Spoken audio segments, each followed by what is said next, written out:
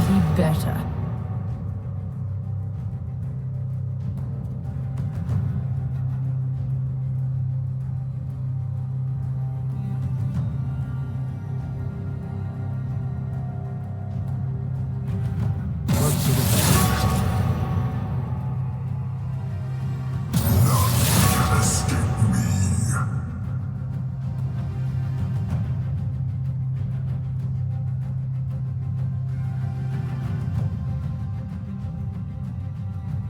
Your worst decisions will haunt you.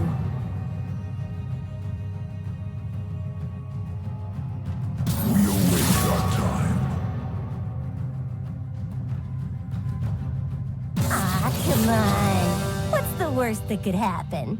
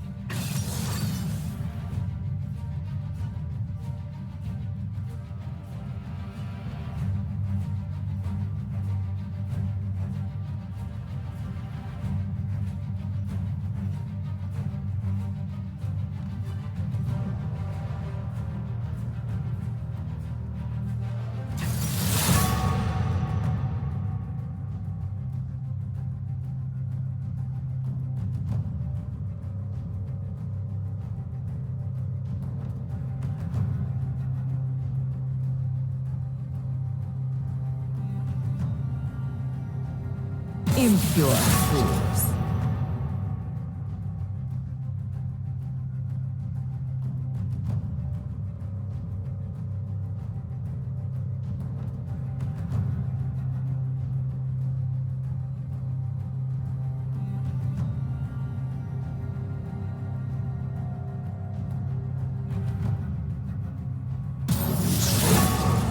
I say.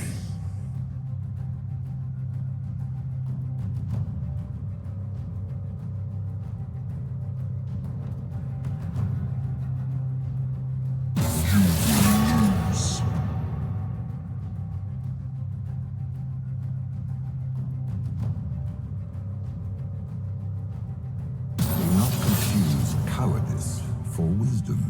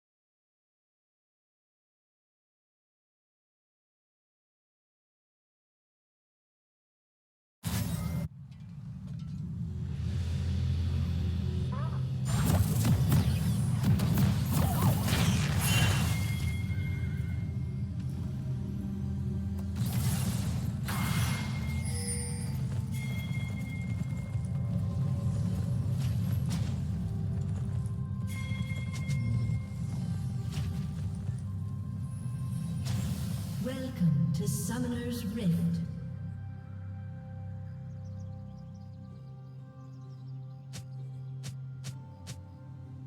"30 seconds until minions spawn.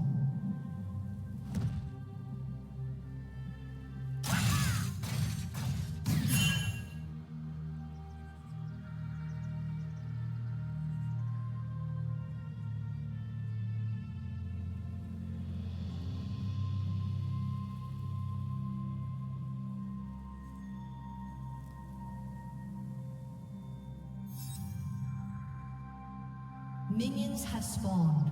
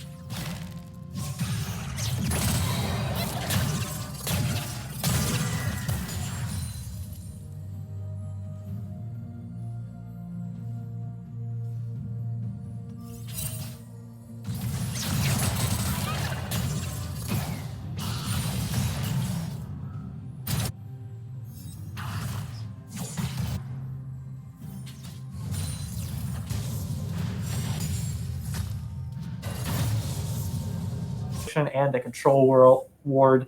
He's definitely going to be looking to stop the jungle from actually making any invades here, which is going to be pretty much the only thing that's going to stop this Cassante from actually steamrolling out of control. It's going to be invades from our jungle.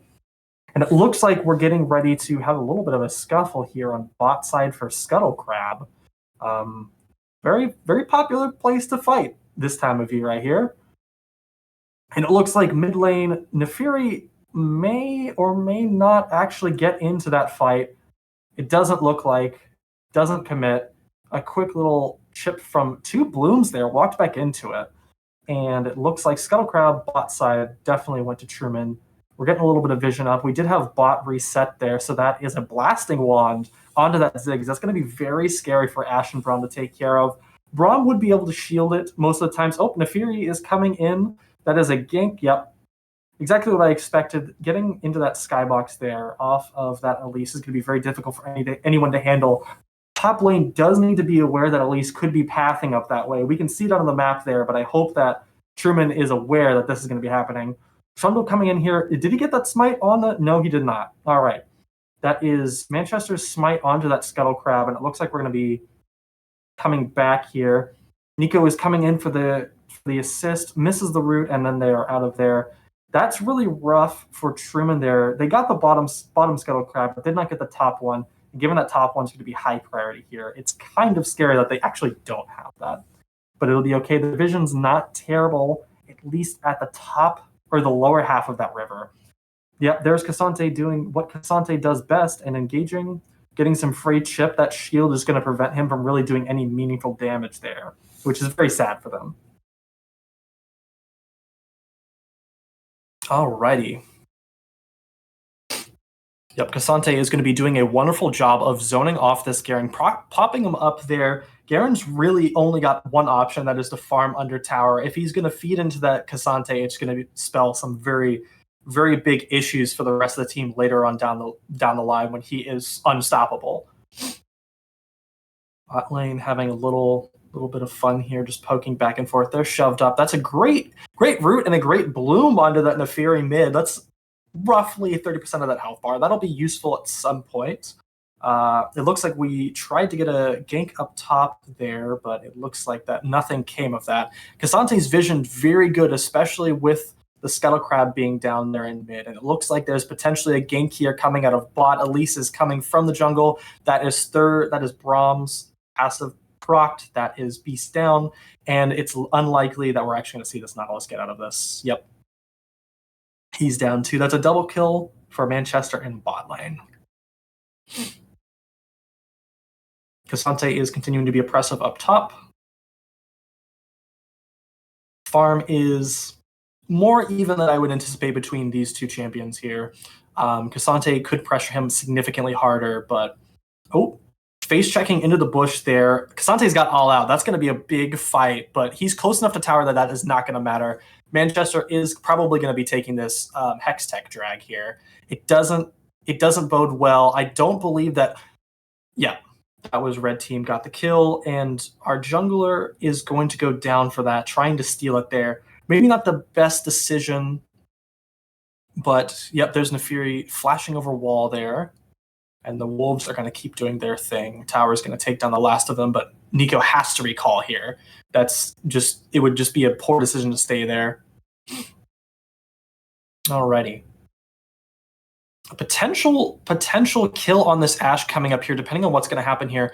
We're waiting to see. Nautilus is going to hold his hook until she flashes, most likely. Nope, there it goes, and there's the shutdown. There's that kill. That's a nice 450 gold onto our ADC there, or APC, if you really want to call it that, given that he is playing a AP champion.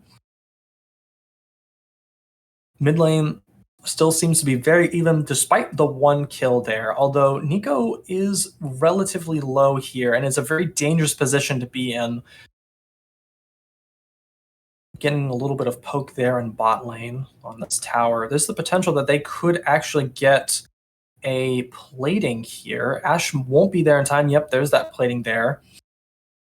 The only problem here is Truman doesn't really have any vision in either of those bot bushes. So mid lane is going to be roaming. There was no ping out of mid lane saying that Neferi was going to be roaming here. So just got to go down there for free. But fortunately, they were already moving backwards, sensing that there was some danger coming in, given that they were pushing up very aggressively with their wave behind them. Neferi is going to make it back into mid. That gives Nico a little bit of time to recall. She's probably, well, her TP isn't up, so she's going to have to walk back to lane, which is very unfortunate for Truman. It's going to be sacrificing just a little bit of XP there and a little bit of CS. Not as much as it could be, given that it was pushed close to tower. A little bit more chip damage going out onto that Braum. The lower that he is in this fight that may be coming up, the better. That's a big hook out of Nautilus, and then there's the root. Braum misses the knockup onto Biz. Biz flashes out, and Ashe flashes forward to get the kill. Nautilus does get that kill on the Braum, and it looks like it's going to be an easy cleanup here. Potentially losing Horse here. Yeah, Horse is going to go down, but that is going to be 300 more gold onto... Oh, no, I'm sorry. 450 gold. That's a shutdown on our jungler. Top lane continuing to be top lane. There's a 30 CS difference right now, which is to be expected with how oppressive this lane can be for the Garen into the Cassante. Notably, our Garen has not recalled yet. He is still only sticking around with that Doran's Blade. At this point, if that wave is going to continue to stay there, his best bet might just be recall and get it back. Get literally anything. And it looks like there's actually a fight going on in that top river there, but it just ends as quickly as it started. Yeah, Cassante is going to try to be very aggressive here. He's got the wave in there. He's got full HP. He really does not care about anything that Garen can do to him, especially with him having no items. Cassante is sitting on that armor and a sheen, and that's very dangerous for his kit. So Garen really is in a bad position here. And it looks like Elise is just sitting, waiting for a second to see if he makes the mistake of coming up. And it looks like she's considering actually coming in. Bot lane, there really wasn't anything happening there. There's not much that they can do. It does look like we're seeing a little bit of a rotation for both of the supports there. And it looks like Nico may be on the receiving end of 3 people going mid, but she gets out of the way quick enough that it doesn't matter. Cassante continuing to shove those waves in and putting some pressure onto this Garen. Very concerning.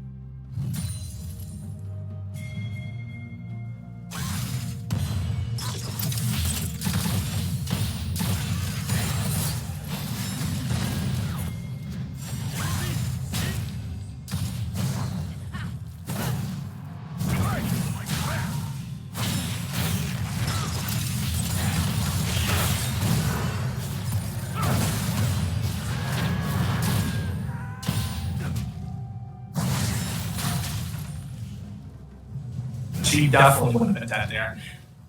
Jungle's going to come in to try to see if they can do anything here, but Ashla's going to be long gone. There's not a high likelihood that they're going to get to her.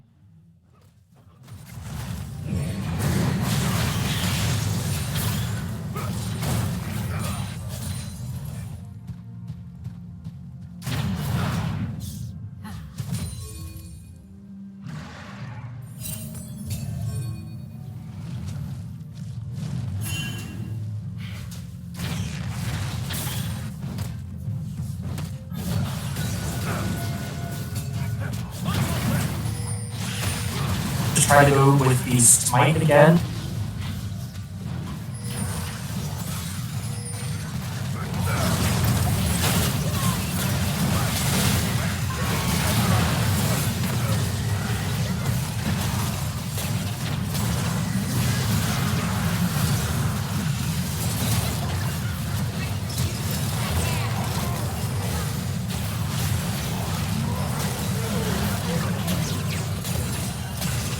Or he dies, and we are probably just going to stay even here. It doesn't look like any of them are going to have the abilities to chase them down. If the Naviri keeps coming, there's the high likelihood that the Naviri is actually just throwing right now, because there's a lot of damage that's going to be going onto her. Bloomflower, she lives. I am apparently very wrong, and there is the Cassante ult over that. Very good flash out of there to get him out of that, but very sad that the Nefiri doesn't die there. That lifesteal was just enough to keep him alive. So far, this is relatively even if you're looking at objectives and kills, although there is a very big discrepancy in a little bit of the CS here. This is a slight advantage for bot lane, although that is heavily outweighed by the amount of kills that's on that Ashe. And for top lane, it is all CS all day. Mid lane, relatively even, but you got to consider that Nefiri is sticking around with 4 kills. Lots of shutdowns that Truman could potentially get, and it looks like they're setting up to do the second Rift Herald of the game. Clearing this vision, very dangerous. Mid tower is very close to going down. I believe that is ult out of Nefiri right there. Nefiri is going to get rooted, and it looks like that is just going to end as soon as it started. More chip damage coming out of bot. Cassante back in top, trying to shove in, potentially trying to get his team into a position where they're going to have the priority for that Rift Herald. Big engage here. Tower shots are just going to be taken. Cassante does not care. He has a lot of the health. That is just going to prevent him from dying here. More chip damage coming out of this bottom lane.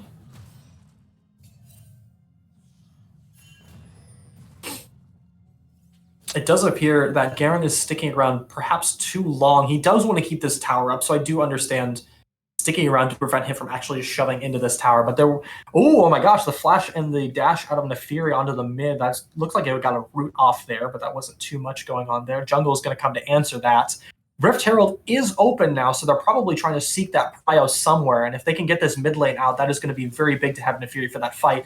And it appears Nico got rooted, and she is just out for the count, and then it's just going to be a 2v1 in mid before we're going to get Biz and Gamer Horse coming up here. Braum is close behind. Ashe sticking down bot to continue to get that farm. And it appears this is going to be a big rotate, potentially just to get this Rift Herald.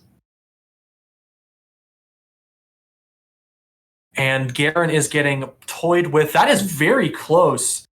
That is very surprising. Cassante almost going down to Garen there. Perhaps egoing a little bit too hard. He does not die. Neither of them do die, but that was a very close fight there. Elise is going to ping Rift Herald there, and that's definitely what we should expect. They're probably expecting that Truman's going to be doing Rift Herald, but since they can see at least 3 of their team of the enemy team on the map, they're probably not expecting that Truman's looking at it. Although Trundle does appear to be doing it right now. I can't see. Yeah, Trundle is actively trying to take that Rift Herald. Garen trying to do a little bit of vision clearing. And it does look like that bot lane is going to go ahead and rotate up to try to help out with that Rift Herald. It does appear that it's going to go to Truman's side. No one's really in the area to contest, and there's the smite coming out.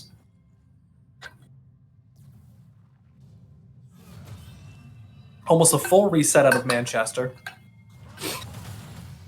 Ooh, we're seeing a little bit of an engage there from the Cassante. Cassante is definitely feeling confident here. There's the knockup. There's the root. There's the second root coming out on Cassante. I believe that was also Nautilus ult. And Garen is going to be shoved under tower through all out, and they're going to have to retreat there. There's nothing that they can do against this Cassante when he is that strong. Nefiri is going to try to go in with that ultimate, but it's not going to do too much. They're going to get the knockup onto Halo. Halo is going to get ignited. He's probably going to die there. Then the Abyss is going to TP in there, and it's not really going to do too much other than try to stop them from taking this tower. The tower is going to go down regardless. They just have too much pressure. There's another dash out onto Biz. Biz is down, and it's pretty much just going to be a cleanup on Manchester's side.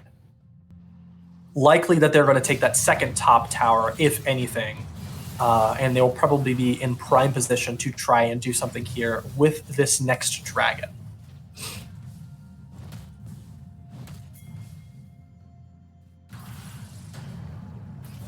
Gamer Horse doing a decent job at trying to keep damage off of the mid tower.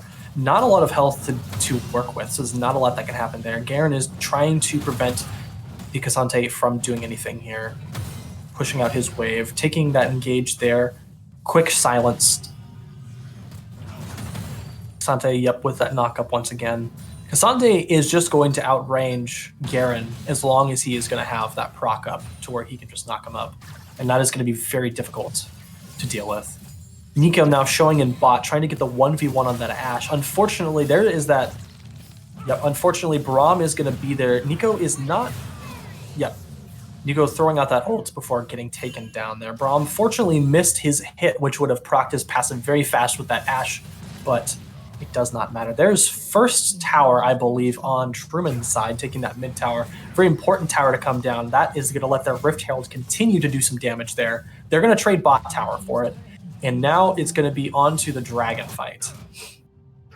Cassante is still up top, which means they are going to have the numbers advantage here in this fight. Or they're going to be, they're going to have the numbers advantage until Nefiri is going to come in there, and they're not looking for the engage yet. There's the TP out of Cassante. Nefiri is going to come in from the back. It looks like he's going to get rooted and then knocked up by the Nautilus, and it looks like they are just going to have to retreat there. There's not a lot that you can do there whenever you get blindsided like that by the Nefiri. Garen is potentially going to get out. Yep, he's going to speed out. Nico is going to get out, and it does look like that this is going to get out as well. Yep, very, very difficult situation to be in. They get the dragon, which is very rough. Oh, I may be wrong. No, they did actually take that dragon. I misread that.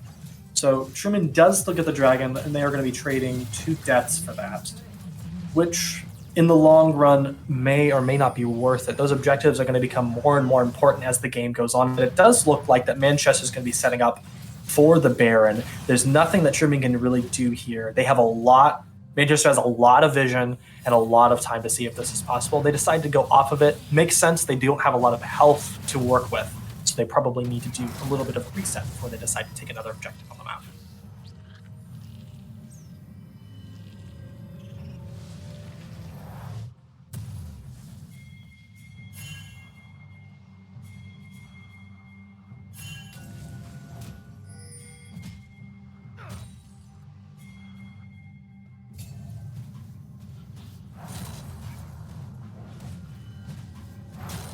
Going to be relatively standard play here for both teams.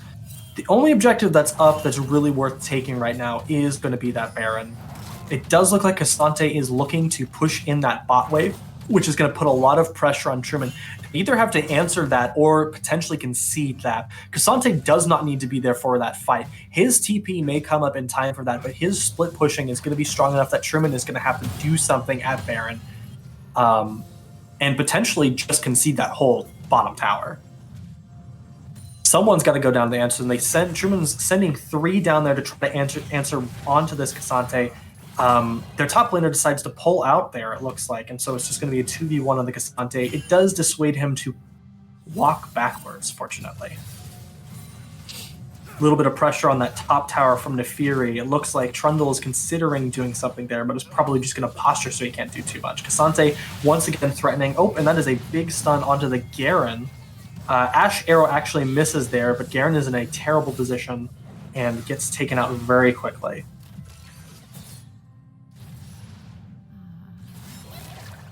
Fortunately, Flash was down for that combat. Yep, and it looks like Cassante is going to do Cassante things. Nico actually potentially getting a root under that tower, going to be doing at least half health to him. That quick catch out of the Nefiri is going to get that shutdown. Again onto the Nautilus, not really what you want to see here. Nautilus is going to use some of the CC to try to slow down at Elise, but Elise isn't really going to care about it. That big shutdown onto Beast, oh my gosh, what a great bomb. That's going to be a fat 950 gold, which he's going to be able to spend on something that's going to make or break this game here. That's going to be a very important kill put onto Beast after losing a couple shutdowns to his support.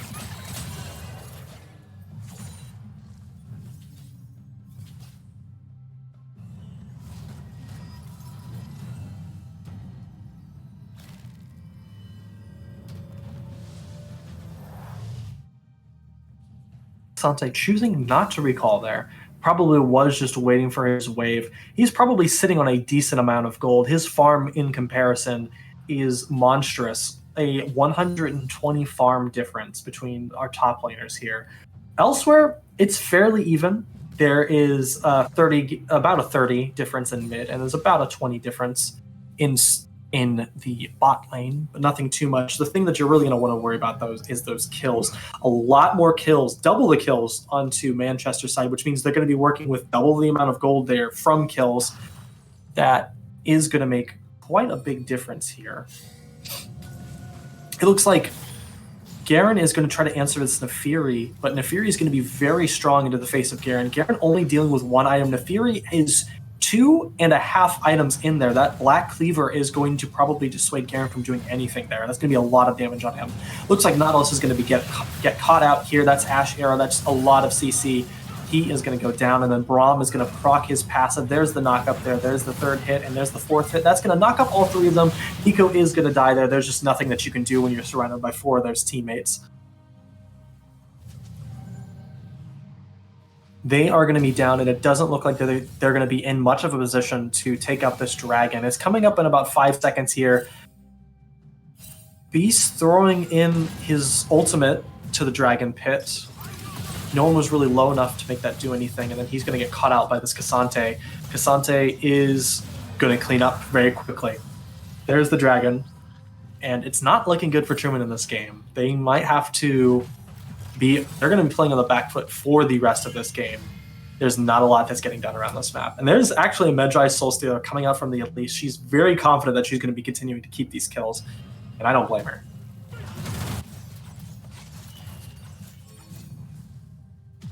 Very close to losing their first tier 2 tower. Truman is going to try to slow that down. They're going to be successful in stopping it, but it is going to be very, very close.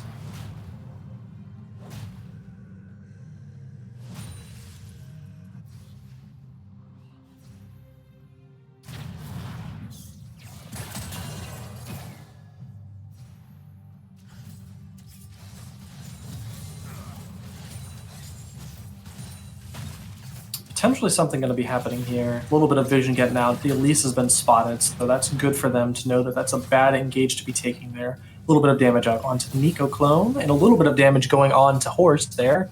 He backs up.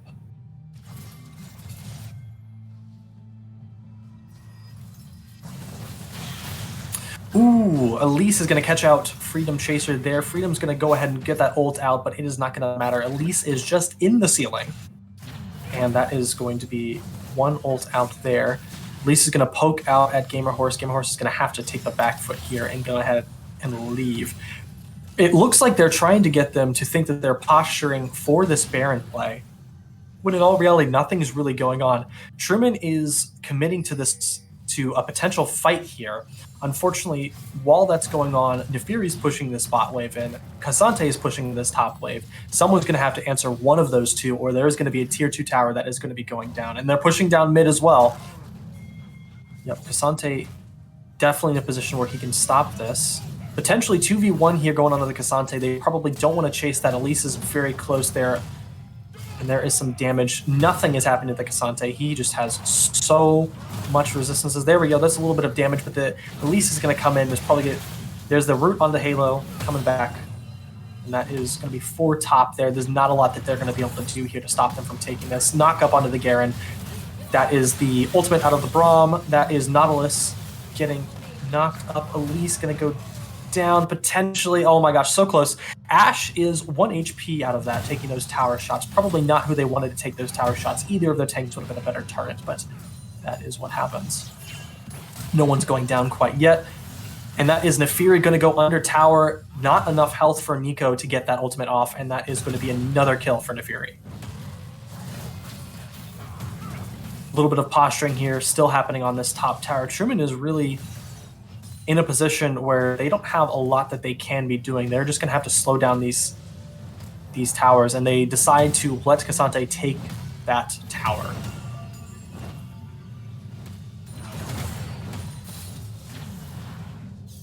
Truman definitely playing on the back foot here, down 2 of the tier 2 towers, and we are very close to having something happen with these tier 3s and having inhibitors on the table. Interesting that Manchester hasn't gone for the Baron yet. Usually I would expect that they would have Baroned after taking some of those tier 2s, but Ashe was low on health. After that reset, they're in a decent position to take this Baron, especially if they're going to pressure them on this bot side with this wave bot that Nefiri is pushing. It looks like Manchester is setting up some vision here, potentially either baiting the Baron or actually going to go for the Baron. They're in a very strong position. They're very strong right now with a lot of kills under their team that they could be taking this Baron. A lot of damage going into the Braum. Braum is going to throw out his ultimate, and we're going to see a knock-up on the Cassante. Cassante's out of the fight. Braum is potentially going to die there. His barrier does get knocked out. That's ultimate on. There's Ashe Arrow going to come in. That their support's going to get stunned there. very hard to see with all these health bars. That is a shutdown onto the Elise there, going onto that Garen, going to get him back into the game. Cassante is able to flash out there, but that is a rough position for them to be in. Taking that free damage across there, that was quite a good fight for Truman. Very low on mana for our ADC there. We're going to need to back up here and get a reset. That is 2 down, and that is going to dissuade them from trying to take that Baron. But it's definitely going to be on the table again once Elise comes back up. And now that Dragon is going to be coming up in about 10 seconds, they're going to be in a position where they have to get there. With Elise being down, they are not going to have Smite, but there's no way that Truman can contest it, because to get there fast enough is probably not possible. They have a lot of damage on that Ashe. They have a lot of damage out of the Cassante, and as you can see there's no way that they're going to be able to get there in time. They had no vision on that Dragon to begin with to know if that was possible, but given how much damage is being outputted by this Ashe, who's built Trinity Force, there's not a lot that's going to be happening there. Probably the best play here is a little bit more farming out of Manchester before going up and trying to go for the Baron. That may just end the game if they are able to get a Baron, but they're probably going to wait for Truman to take a fight somewhere. They're very strong in their team fights, and that has been the very big defining factor, is that Cassante play and their team fighting ability to lock down a single target and just have the fights be over very quickly. A little bit of vision on that Baron from Truman. It does look like they are potentially posturing. A little bit of clearing there, going with the sweeper from the Elise.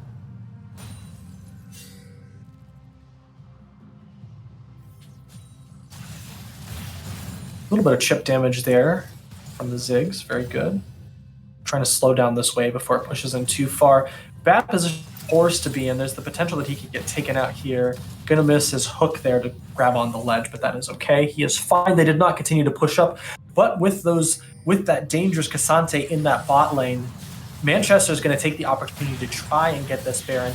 Nico is going to try to contest Cassante while Truman is going to try to stop this Baron here. They're going to get there at about half health. The Ashe arrow actually misses. There's going to be a knock-up onto Halo. Halo is going to be very low on health. Cassante teleport is going to come in. There is a kill onto the Garen. That is going to be the Nautilus out of the game as well. Baron is going to heal all the way up, but losing 2 people means that Manchester is going to have a significant easier time trying to take that Baron. Cassante is going to continue to chase the Ziggs. They are going to clean up and potentially just take this Baron. There's no real good, yep, there it is. And the TP is actually going to come out from the Ziggs to try to clean something up here. They're actually going to try to take out the Baron. There's 1 kill that's shut down onto our jungler, but that is going to be Braum without the Baron buff. There's 2 people without the Baron buff. That's going to be the Elise down. The Fury is going to jump onto the Ziggs, and Ziggs does not have a lot that he's going to be able to get away with. There's the potential that Ziggs could get this kill, and it looks like his abilities might be just, nope, not enough. They're going to keep 3 people with Baron buff, and that is going to be very dangerous with the Cassante going mid. With that Baron buff, it is going to be very, very difficult for Truman to do anything else in this match other than defend.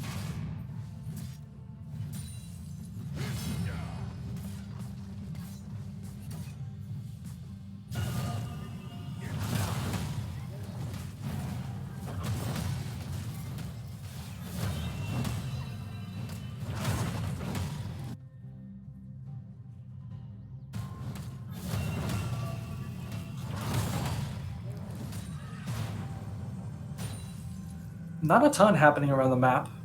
Very surprising given that they do have Baron buff up, but it appears that they really don't want to shove too much. The Fury is mid, as I say that, doing a little bit, and we're also going to have that buff on Ashe there. That's going to be those 2 big threats. Nothing going to be happening on that bot side, but it does look like they're looking to push into that mid. Doing a little vision clearing in that jungle there.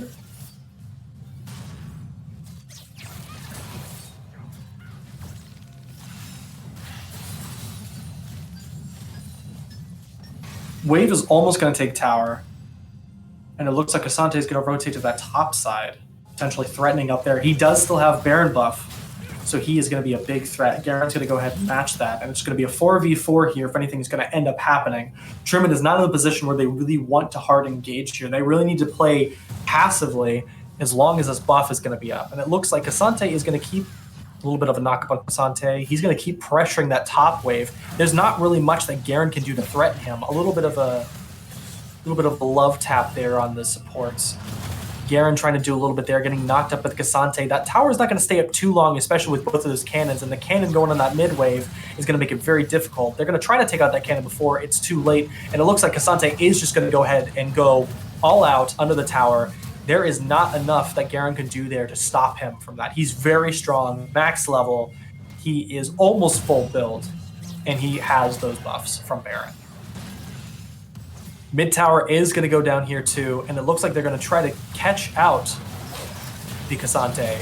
Cassante is going to get killed here, shutdown going on to our jungle, but it's not really going to make that much of a difference. Both inhibitors are exposed, both inhibitors are very low, and that bot lane is not going to last very long if someone's going to do anything about it. Elise currently soloing Dragon while everything else is going on. There's a potential that Halo is going to try to get in there and steal it, but there's not enough time. And that is Dragon Soul coming out from Manchester. Very dangerous. That is going to be movement speed and on ultimates, which is going to be very, very strong for champions like Cassante. This game is looking very bad for Truman.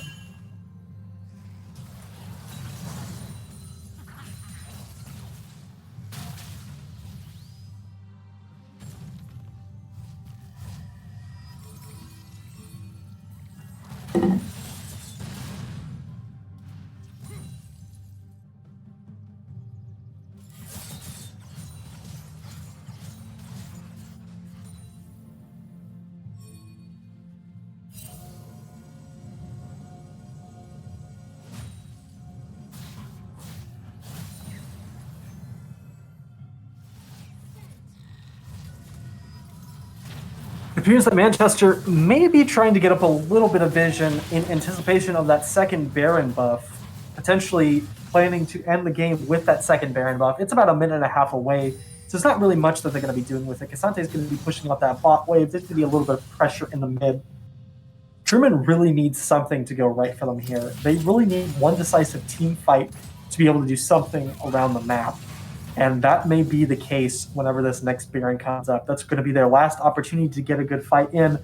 If Manchester gets this Baron, or if they get a team kill, this game is more than done. It's definitely going to be over at that point. You can also tell there is a good difference in level between the two teams. Two out of the 5 players on Manchester have already hit level 18. We have not seen that yet on Truman's side.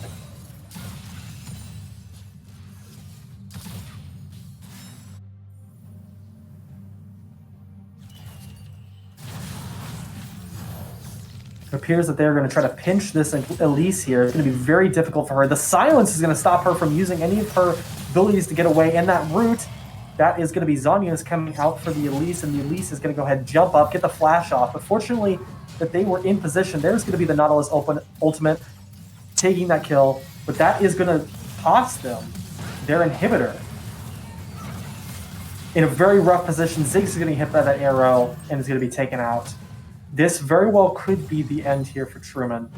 With that bot wave coming in, they're going to be potentially losing all 3 of their towers. Yep, there goes that tower. It is just down to their 2 inhibs. This inhib's probably going to go down. We're going to see the dash in. Cassante is going to go all out. That is going to be trundled down. They're going to try to put some pressure onto the Nico. Nico's really not in a position where she's going to be able to do anything.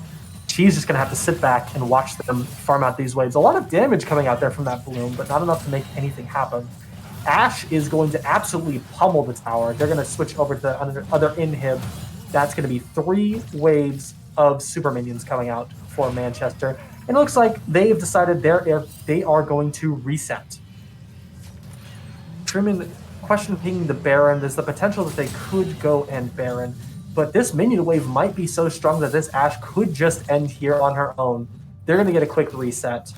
We're going to have full build out of Cassante already, full build out of Nefiri already. Ashe is also going to be full build. In comparison, we are looking at 2 or 3 items for the majority of Truman's team. It does look like Manchester is going to Baron. Not sure it's 100% necessary for them here. They could definitely get one decisive team fight and end here, but having the minions be unkillable is just going to confirm the win whenever they walk into base with this. Oh my gosh! Ziggs with the ultimate stealing the Baron buff. That was an incredible feat of timing coming out there. It's going to be a knock up onto the Cassante there in the bot lane. Nothing will probably be coming out of that, though. They are into such a strong position, catching out the Nautilus here. He has no ability to get out there. He's going to go down. And then it's just going to be slowing. There's the ultimate from the Braum. Braum's going to get knocked down. And it is a 3v5. The Fury's going to come in, almost kill. Yep. They are going to probably get a kill under this tower. That's all out, coming out from the Cassante. There's that third kill. That's the ace. And that is going to be match 1 going to Manchester. Quite the first match. Very, very one-sided after about 25 minutes there. There wasn't a lot that Truman could do in that situation to make things happen. Cassante not contributing very much in the damage department, but what he did contribute a lot with was that split pushing, which put an insane amount of pressure onto Truman, preventing them from doing a lot around that map here. Game 2 is going to be very interesting. I'm anticipating that Truman will probably consider banning that Cassante, but I don't feel that Cassante is really going to be that big of a threat. I think the bigger threat there is actually just going to be what the player on Cassante is able to do for their team. He's very good. He is their team's best player, previously an Emerald player, currently Platinum 1. So a lot of the IQ on that team and a lot of the calls are probably going to be coming from that player. And as long as he is able to put so much pressure on that top lane to where top lane's not able to play, he's going to be able to freely roam. And that's kind of what you saw in that last game, was top was having to stick up top to prevent those waves from coming in. People would rotate out. Cassante would go to the other side of the map and just push in another lane, and it did not matter. Manchester's working really well with their minion waves so far, and very concerningly, this is the big match at the end of the day. This is 2 undefeated teams, and this is actually Truman's first map that they have dropped, the first game that they have dropped. This is Truman's first loss. Manchester last week, actually this Sunday, took their first loss, I guess, against SSU, but they were missing 2 of their main players and had 2 subs in. So I'm expecting a very difficult game 2 for Truman and an even harder game 3 when we get there.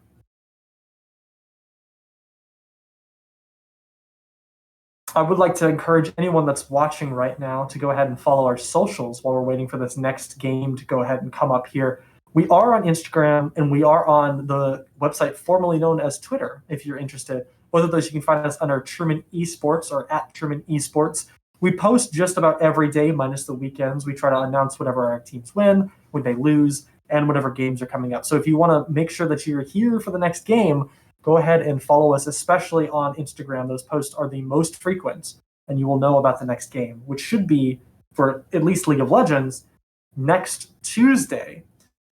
Just without knowing the outcome of this game specifically, this is the last game of the season, and Truman will be either taking first or second place in the conference, in which case they will still be playing on Tuesday because they will be in the top 4 of the conference. Typically, you would be playing against the other adjacent conference in NACE's structure, but given that we do not have an adjacent conference, it will still be within our conference. So these will all be teams that we've played before. And Manchester is going to be up there. Truman is definitely going to be in that position. And for those other 2 spots, I can double check here real quick to see who's potentially going to be in position. It's all depending on how these other games come out. It looks like Shawnee is currently in 3rd, and Florida is also with 3 wins here. I believe they may play this evening. Nope. They have already finished their game. Shawnee's spot is going to be solidified, probably in that third spot. Florida also got a bye. So it is probably going to be the case that whoever wins this game is going to be going up against Florida. Whoever wins this game is probably going to be going up against Shawnee, given that they have lost 3 and won 3. Florida has won 3 and lost 2. So in that situation, we should expect that the loser of this game is probably going to play against Florida.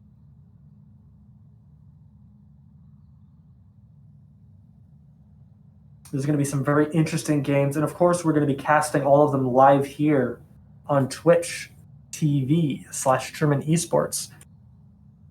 They will most likely be at the 6 o'clock time slot Central, 7 Eastern, which is usually how NACE sets things up on the Eastern time slot. Looks like we're all getting into position here, waiting for everyone to go ahead and confirm that they are ready to do this next game. It does look like Truman is probably going to be taking the blue side again here, but we will see.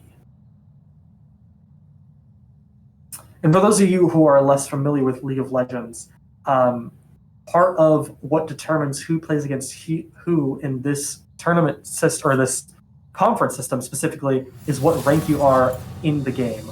The lowest tier that you can be is Iron, and it goes 4 to 1, and then you move up to the next division, which is Bronze, and so on and so forth. The highest rank is Challenger. The average rank in this conference is Silver 1. That is going to be the Camille ban coming out of Truman. Very, very expected. They're going to force the Orin ban again onto Truman, which to be expected to make Truman a little bit uncomfortable for their top lane. Nefiri ban, very, very strong champion for them last time. Getting that off the table is probably a big part of their game plan. There's the Jinx ban. We do know that Beast is a big fan of playing Jinx, so having that off the table is not unexpected. There's the Skarner ban. The Manchester's jungler is a huge Skarner player, as we have seen previously when it is possible. There's the Morgana ban, target banning their mid laner on Truman. One of the most played champions for a mid laner. I think Nico and Morgana are the only two that we've seen. There may have been 1 or 2 instances where we did play R-Rate, but those were very seldom. Alrighty. And we are seeing what we're going to first pick here. It looks like it's going to be the Garen first pick to make sure that top lane is going to be safe with something to do. And we're going to shoot it over to Manchester to see what they're going to be picking here first. Mordekaiser coming out of Manchester. That is going to definitely make Truman rethink what their game plan is here. Mordekaiser is going to be very oppressive if any one of Truman gets too far ahead. If anyone is seemingly a threat, Mordekaiser is just going to be able to walk up and use his ultimate on them, taking them out of the fight. Truman's definitely going to have to pay attention to that and make sure that they are peeling for whoever their strongest player is going to be coming out of that laning phase, or just take him out early. Ashe, a very safe pick coming up from Manchester as their second pick. We're going to see Truman get their 2 here. A little bit of deliberation. Twitch going to come out. Popular pick for Truman. We've played Twitch a couple times now. And then there's the Thresh pick. I do not recall if Truman's actually picked Thresh before this season, although I do know that Manchester likes the Thresh pick a lot. So this is probably a little bit of an ego play to say, hey, we're going to play your champion, and you're going to have to deal with it. Back onto Manchester for their next pick before we get to the last 2 bans here. It's going to be the Swain pick. I am very happy to see Swain. I'm a big Swain player myself. I'm excited to see, first of all, what skin he picks, and second of all, how effective the Swain is going to be in, I'm assuming, the support role. There is going to be the Nico ban. That's going to make it very uncomfortable for Freedom Chaser to actually do anything. That's probably going to force Freedom Chaser onto the Ahri. There's the Elise ban. Elise was very oppressive, very hard to deal with for them last time. That's to be expected out of Truman. Last ban going to come out here from Manchester.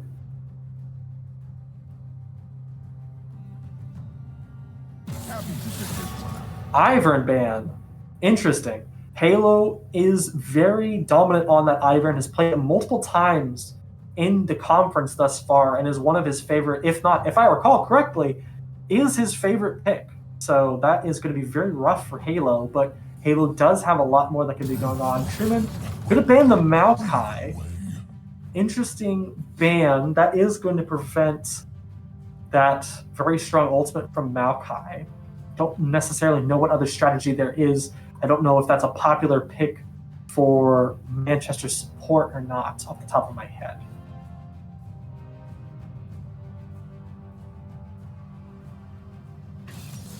Sejuani. Manchester is building very, very tanky, or at least looking very tanky thus far.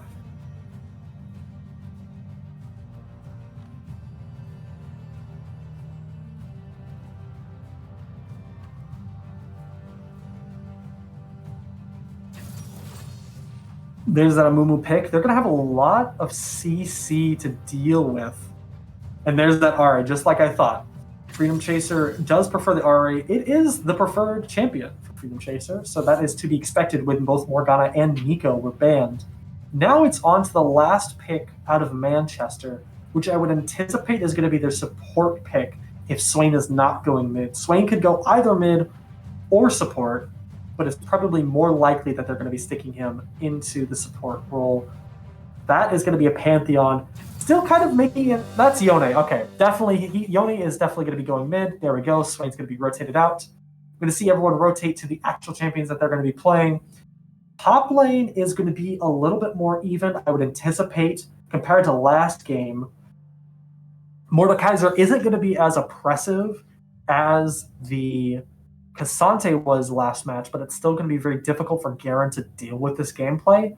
His best friend is going to be that silence, but Garen's not going to be able to take the extended trades that he wants to, because Mordekaiser is going to be able to proc his passive and basically negate any of that chip damage that Garen is going to be doing. So going to be a very hard matchup up top.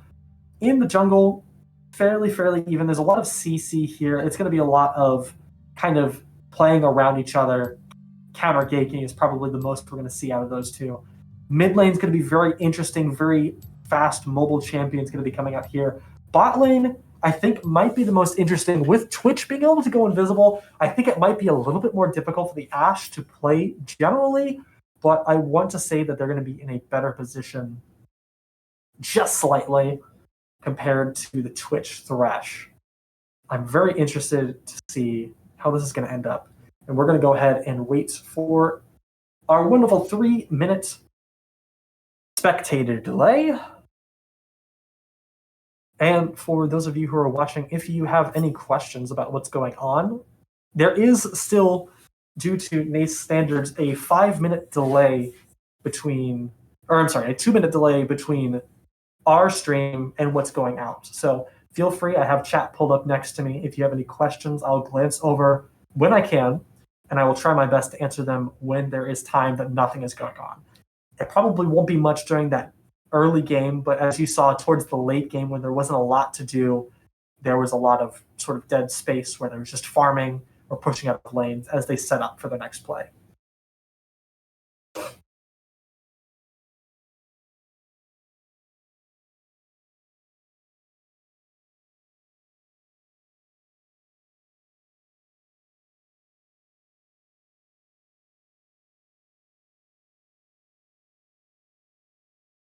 So I'm anticipating that Truman's gameplay here is going to be a little bit more gank focused compared to last game. It was very hard to do anything up top with Trundle onto the Cassante, because the Cassante has a lot of options to be able to escape both of them, unless Garen gets a very good silence off onto him. So I'm anticipating there'll be a decent amount of ganking going on in mid on both sides, or it may be the case that they decide on Manchester's side to go ahead and go full in, continue to gank the Garen, put a lot of pressure on him, and get that Mordekaiser free to be a terror across the map. Amumu is going to be hopefully the answer to that Yone to get the mid lane ahead, if possible. And bot lane, I feel like, is going to be fairly even. The only thing that you need to watch out for there is going to be that Twitch invisibility, taking one of them out when they're not expecting it. But I would hope that they would be aware enough to know that Twitch will try to cheese them multiple times during this game. And even if bot lane goes poorly, Twitch is free to roam around and take out some targets, though he's going to struggle with how much tankiness is on the Manchester team. Really, the only targets that he's going to be able to deal with quickly would be the Ashe and potentially the Yone, but I'm not sure.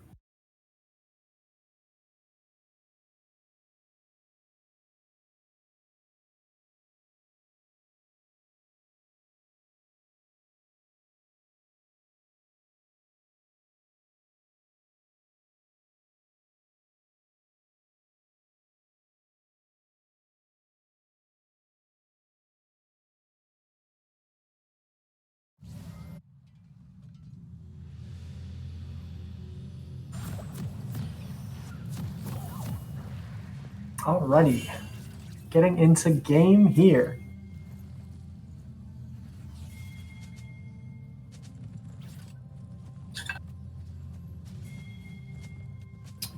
Manchester quickly calling out what is going on the Truman side with those summoner spells.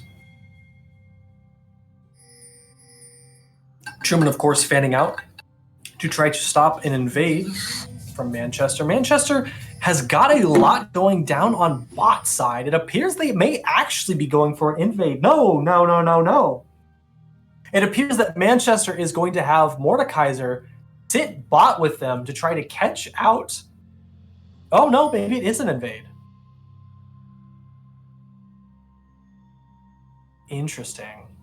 Nope, it is the invade. There is going to be the never move coming out from Swain. That's 2 ignites. No, just 1 ignite. I'm sorry. That's ignite going out onto the Twitch. That's first blood for Ashe. They are pinging that both Flash and Cleanse were used there, but Twitch only used Flash. That is a very rough position to be in for Truman, and they're going to set up again and expect that they're going to be able to catch them out a second time. Garen is going to have a little bit. He's going to get to lane a little bit sooner than the Mordekaiser, but it's not really going to make too much of a difference here, I don't believe. And it does appear from the way that Sejuani is pathing that she may actually be going for a level 3 gank on the top lane to try to get this Mordekaiser even farther ahead, posturing very heavily at level 1.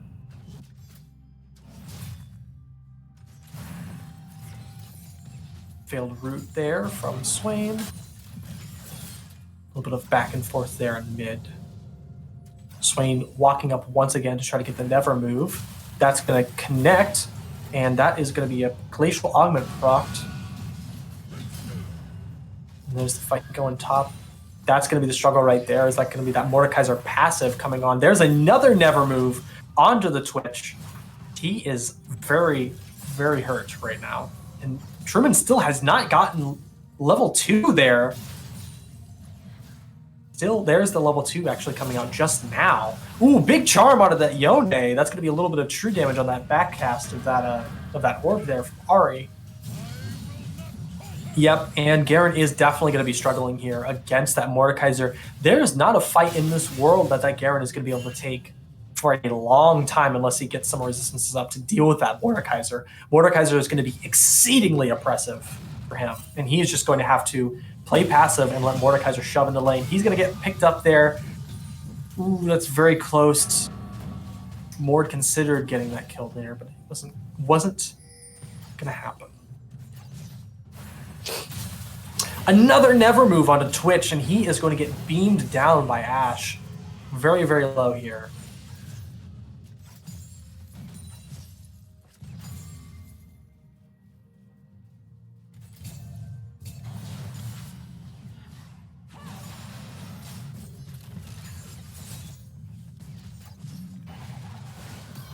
Big hook Swain, going to be a knockback up to the tower. He is going to die to tower. There is a very good 300 gold onto that Twitch. Oh my gosh, Ashe is also going to go down to taking those tower shots, wasting her flash. That's a double kill for bot lane.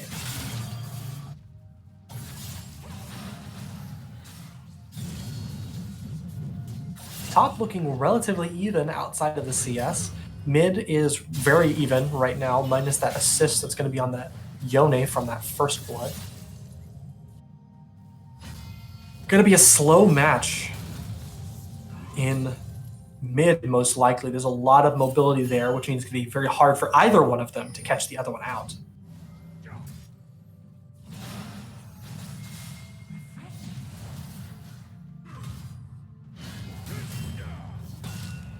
Silence onto the Mordekaiser. That is his third proc there. That's going to be his passive. Procking his W to get that little bit of shield. That's going to be a very painful crit onto Garen there.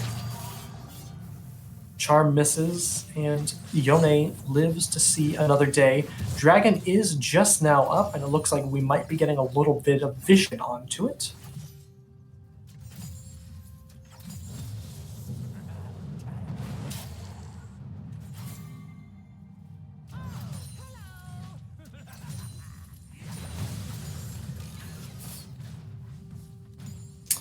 Mumu coming in from the side, procking it, starting his W, going to be taking Lantern. The Thresh Hook misses. There's going to be a root from the Swain, and it looks like that gank is probably over here. Not a lot that they can do. Ashe is probably going to get a little bit of a slow onto that Thresh there and threaten to kill him. He's going to back up, and that is no kills, no gank pressure there from bot in German side. Mordekaiser continuing to pressure on this Garen, getting those tower shots, doing a lot of damage to Garen. Garen is in a very weak state. Neither of them have recalled yet, but Mordekaiser is sitting on about a 30 minion advantage compared to this Garen.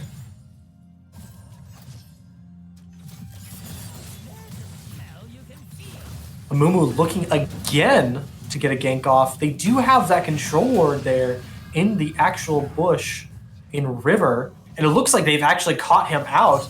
That's going to be... Oh, the hook was just barely out of range. Twitch is stealthing up there. This potentially could do something there, but it is not. He's not in a good position to do so.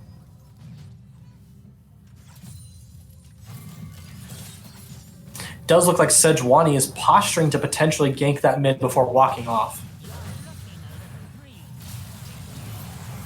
Never Move coming out from Swain, getting a quick stack of his passive before walking backwards. A lot of damage coming out from that Yone there, using his ultimate there for that fight. Proccing Ignite, not getting the kill.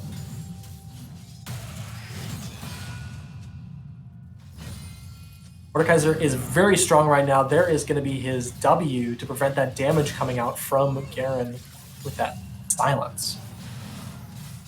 Very scary position for Ahri to be in. Yone could very well dash up. Oh, and the charm, but he doesn't do any damage, so he just gets to walk away. Barely. He could have died there. Fortunately, he didn't actually do any damage to that Ahri. There is going to be the first dragon for Manchester Cloud Drake.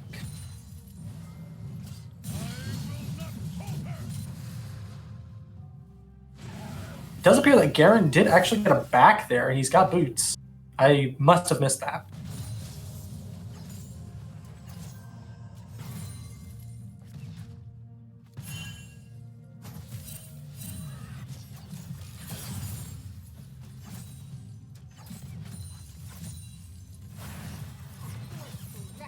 Never Move coming up from Swain, not catching anyone this time.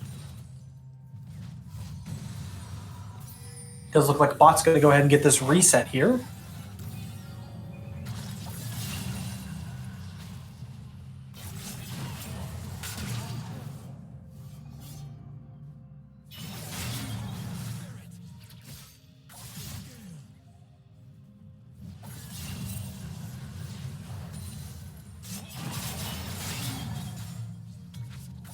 Very even poking here from the mid lane. Yone is just a little bit faster with this CS, but that's to be expected. He's got a little bit more AoE. Oop, that is going to be A little bit of dash there. He's going to be taking a couple tower shots. That's going to follow him. Nice half health. Definitely think Ari won that trade, but unfortunately Sejuani is there. So is a Mumu. This may turn into a 2v2, actually. Yep, there's the Sejuani going to come out. There's the ultimate coming out for the Yone. Sejuani is going to miss that stun there, and a Mumu is going to be there to clean it up. There is the ultimate onto that Sejuani. Sejuani is down, and Yone very low, also going to fall. That was a beautiful double kill out of Truman in the mid lane. And it looks like they are going to be rotating up, potentially take Scuttle. Who knows?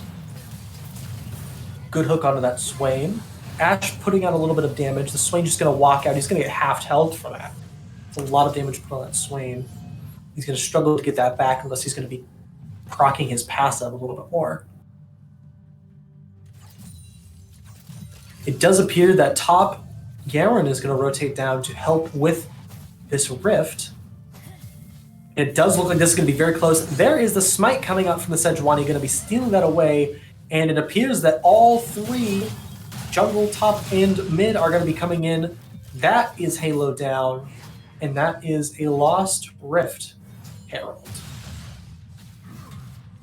Also going to get a little vision there. Clear up some wards. Business isn't usual. Swain looking to get a little bit of a secret pull there. Getting the double Nevermore. That's going to be 4 stacks there from Swain. Swain going to ultimate under that tower. A Hourglass going to come out from Thresh. Going to get 1 kill. That's going to be 2 kills onto the Twitch. Ash is going to get that shutdown before she dies. And bot lane is looking pretty interesting now. Twitch, now fully built with his Bork, is going to be a little bit more threatening. Ash has only got Noon Quiver. There's another recurve bow bot, and that's going to be a crit cape.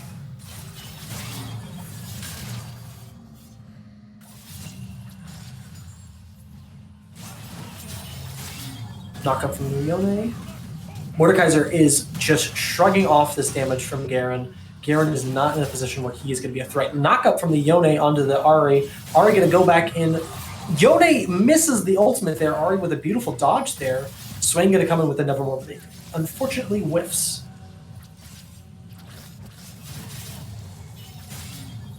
Halo in a position where he could be getting something to happen here. Oh, the charm onto that Swain, and then it's going to be a hook.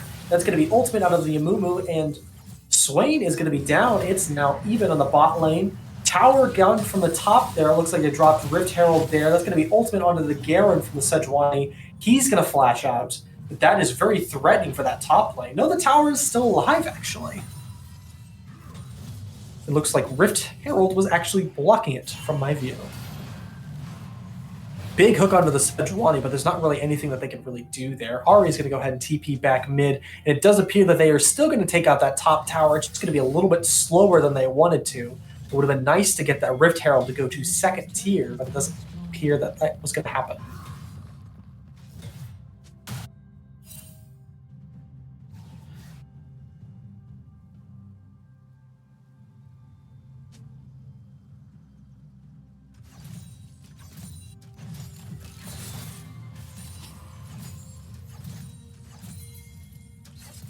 Next dragon is up here, so we're expecting some sort of fight there. It looks like that Thresh is going to be caught out of position. There's going to be the ultimate coming out of the Ash. That's going to be ultimate coming out of Swain. Swain is going to be doing a lot of damage. There's the hook onto the Yone. There's Box coming out, and Yone is in a very bad position. He's going to die.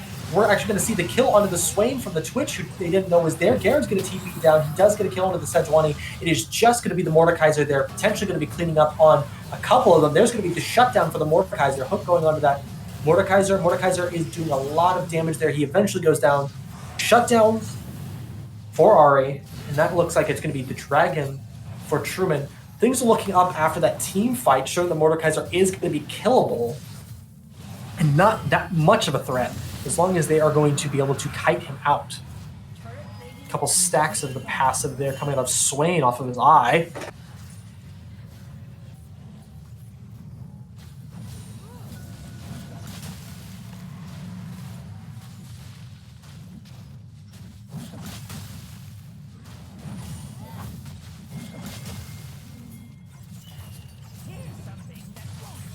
little bit of sneaky pressure coming out. That's going to be Nevermore onto the Twitch there. Just a little bit of chip damage, not too much to make him concerned. And it does look like that Amumu is going to be coming in there. Potentially, there is no flashes up for this bot lane, but they do not get there fast enough in order to make anything happen.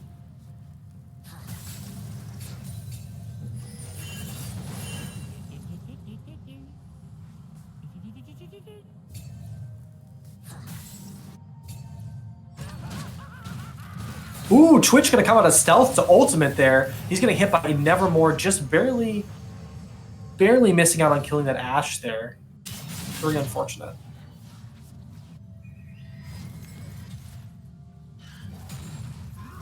Garen is going to continue to posture to prevent Mordekaiser from doing anything. Mordekaiser is first item. Garen is not quite to his first item yet.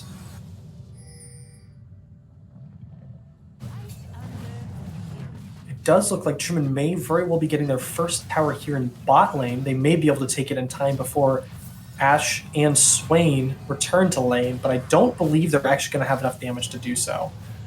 Manchester is farming currently on Truman's top side jungle. Garen takes notice of this and is posturing, but there's not much that he can do in this position.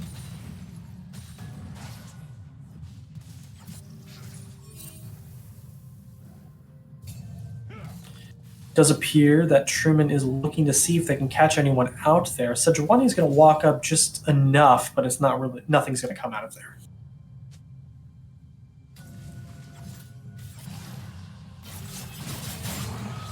Ultimate coming out from the Yone in the mid lane. He's going for the Ignite as well. Ari is able to get out of danger, fortunately, with her ultimate. So there's not a lot happening there. Although Amumu does come in, manages to get his ability, his bandage off before Yone goes backwards, gets the ultimate, and gets the kill. That's a great shutdown. That's a good amount of gold back on. I believe Ari was the one that got the kill there, but I might be wrong. Ooh, a flash coming in and a box coming in. That is going to be Ashe down there. Swain also ignited. He is going to be taking those hits from Twitch ultimate. He is going to go down as well. Thresh is going to get that kill.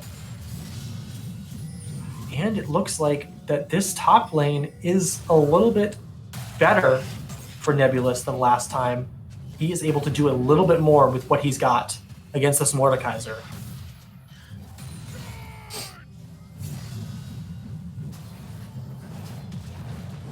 There is going to be the second tier 2 for Truman, or tier 1, I'm sorry, for Truman on the bot side. That means only top tier 1 is left in the game for Truman.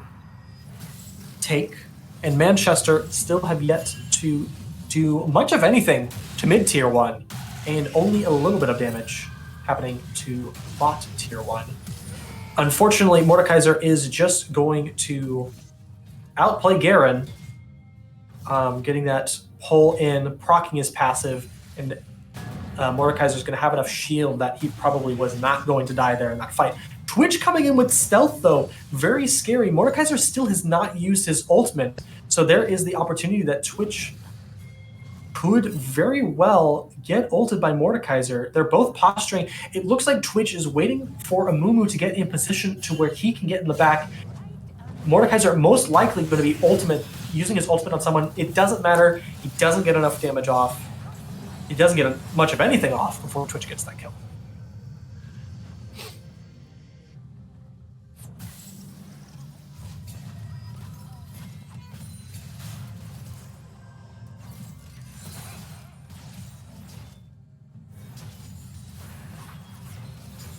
A little bit of vision clearing there, a little bit of posturing.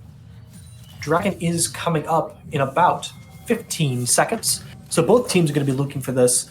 With Mordekaiser off the map right now, he's probably going to rotate straight to Dragon in his best interest. It very well may be the case. He does look like he's posturing like he's going to go top. So he's probably going to push out this top wave and force Truman to either pay attention to him, or he's going to use one of his very swords to TP down and try to help with this dragon fight. Truman is going to full commit there. Bandage misses. Yone is going to come in with that ultimate. There's the TP coming out for the Mordekaiser. Going to get some knockups. Fox is going to do a little bit of zoning there.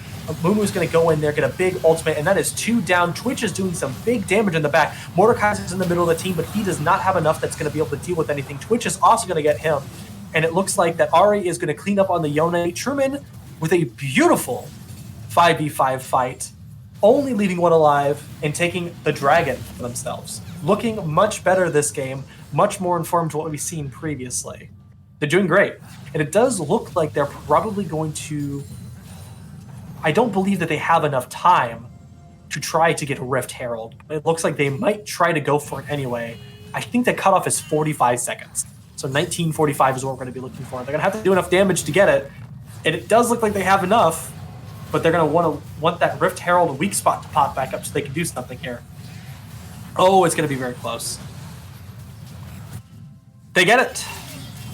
I believe so, yes. They do actually successfully get that Rift Herald. That's going to be very good.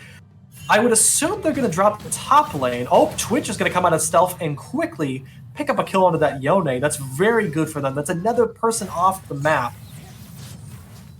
And that is going to make it even harder for Manchester to get a lot done and stop them from doing anything here. It does appear that they're actually waiting for Twitch to take that top tower before dropping the Rift Herald. That way they're going to get all of that pressure going on to Tier 2, although it was a little early, and it does look like that it is actually going to hit that first tower and do a little damage. Twitch might have done enough damage to get it just quick enough. Mid Tier 2 goes down there, and Garen is unfortunately dead. Big charm onto that Swain, but it doesn't really matter. Getting out of that range. Sejuani gets hooked, knocked back. Just a little bit of poke back and forth. Ari's going to posture forward there. Get frozen by Sedge ultimate. Oh my gosh! Halo popping off, coming from behind and getting a big ultimate on 2 of them, taking them down. Sejuani is definitely potentially going to die there. There is the bandage coming out on the Sejuani. Sejuani is dead. There's going to be a little bit of a poke coming from the Ari. That was a great team fight, and that is definitely putting Truman in a good position to quickly do a Baron. It does look like Mordekaiser is going to have to respond to this. He could continue pushing and pressuring that bot side, but he's going to choose to reset and go help try to fight the Baron.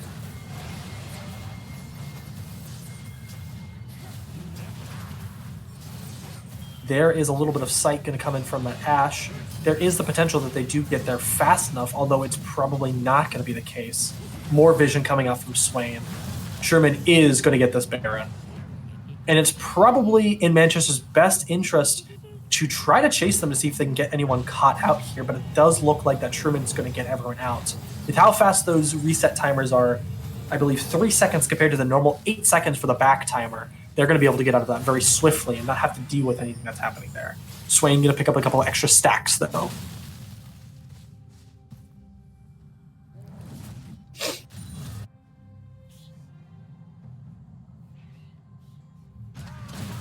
Twitch coming out of the sewers and getting almost a double kill. That poison tick may very well be just enough to take out that Swain. Yes, it is. Twitch getting the double kill from that stealth. I knew when I said that he was going to be a big issue, even if he wasn't going to get head delayed, that it was going to be a good call there.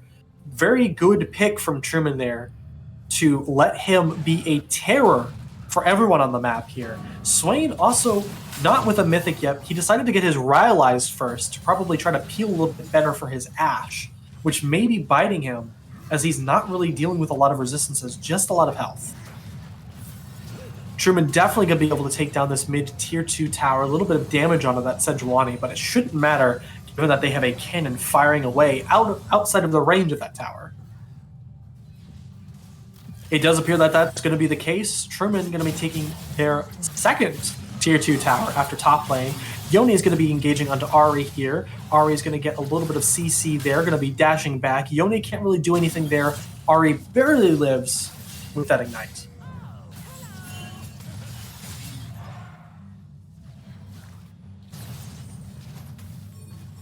Doing a little bit of farm here. Truman's probably in a position where they're going to be setting up to try to take this Chemtech Drake.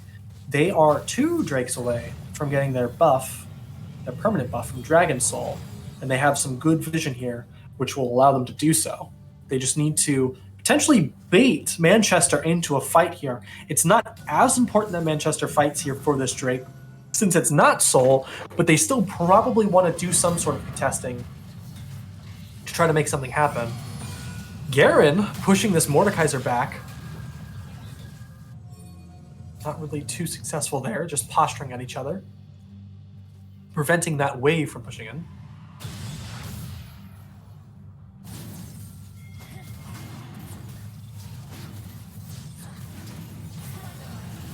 And it does look like it's going to be a very free dragon for Truman. There isn't really much that Manchester's going to be able to do. And, of course, Twitch coming out of the jungle to murder Mordekaiser. Twitch has been integral to Truman's success in this match. And it does look like Swain's going to come from behind to try to do something. Garen's going to eat that ultimate from the Ashe, but the Twitch is going to get hit with an ultimate from the Sejuani. It's not going to do a little bit too much. Ari's going to go ahead and duel with that Ashe there. She's probably going to lose most of her health there. A big hook coming onto that Yone from Thresh. The flail's going to knock them backwards and is going to make them distracted just enough for a little bit more chip damage. Another hook onto the Sejuani. They are just taking CC.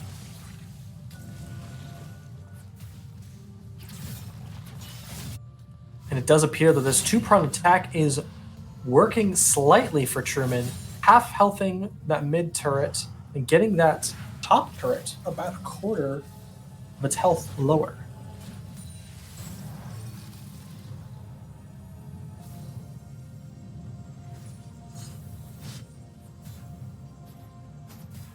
With no objectives up on the map right now, it's really just going to be who is going to be dealing with their waves most efficiently.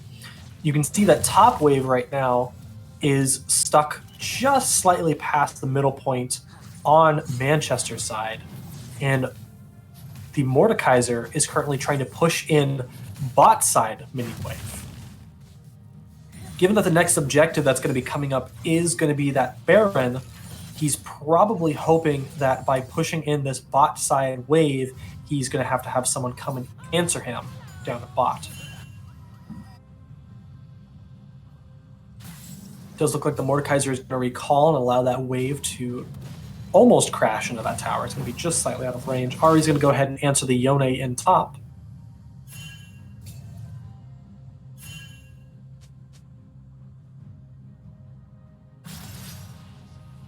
It does look like they are trying to keep track of both of those objectives on Truman's side. With not a lot going on right now, there is really nothing to do. Try not to fight is the best advice that I can give. Only take a fight where someone's got themselves out of position. A hook? Oh, and of course, Twitch is going to come out of nowhere. He is going to get ulted by the Sejuani. Box is going to come up to try to peel for him, but he is going to go down to the Sejuani.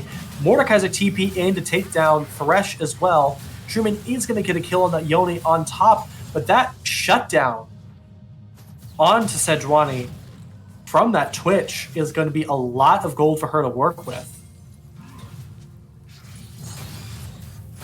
Going to be a little bit of some fun going on here for the Mumu onto that Mordekaiser. Mordekaiser has not procced his passive yet, but there he goes. There he goes. He gets it procced finally after walking away. It does look like Manchester is in a position to get that dragon. As long as Truman's going to keep posturing with this Mordekaiser here, they could fairly get away with a free Baron here. Yep, they're just going to let Mordekaiser posture here. Amumu is going to take notice of this. One big ultimate here, if he's got it up, which he does not, could be the deciding factor here. He's just not going to have enough help. And there is actually a little bit of help coming up from that Ari, going to get a kill there.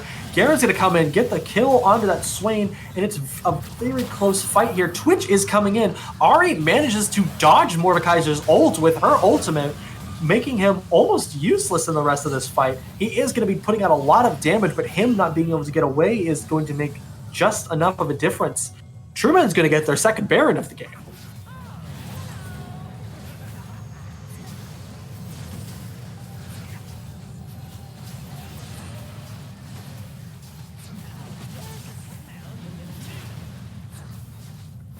Most likely after this Baron, I would anticipate that Truman may reset here. They have enough time that they could get a reset, a buy, and go ahead and get to that next dragon. It does look like Thresh is going to take the opportunity to do so. I hope the rest of Truman does take that opportunity. And it does appear that they are going to go ahead and get that reset off and head towards that dragon pit. This is going to be Dragon Soul for Truman, so Manchester is going to have to fight this whether they like it or not if they want to stay in this game and prevent Truman from having the Chemtech buff, which is going to be very strong for them.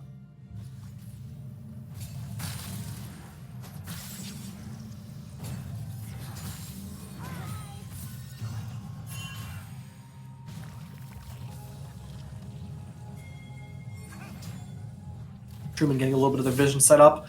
Nothing in Pixel Bush is going to let 3 of them hide on Bush. A little bit of chip damage coming out from Manchester.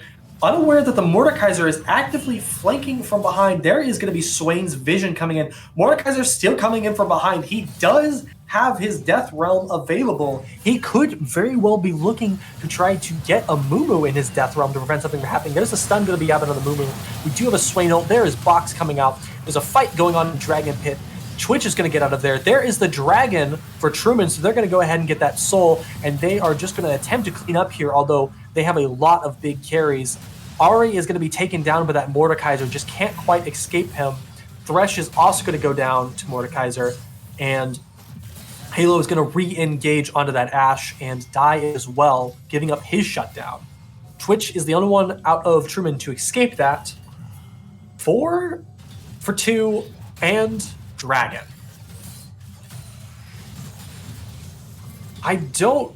That was definitely worth it on Truman's part. Soul is going to be very strong for them.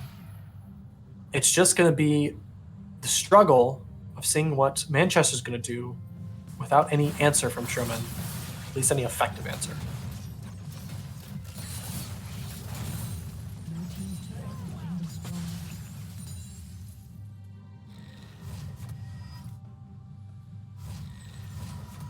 Does look like they're just going to take that tower and get out of dodge. Fair. Mordekaiser continuing to be very oppressive on the farm side. Number 1 in farm, not far ahead of Twitch, however, who's been doing very good to keep on top of his gold. Twitch very close to being full items, as well as Mordekaiser, although he is 2 items short compared to Twitch's 1.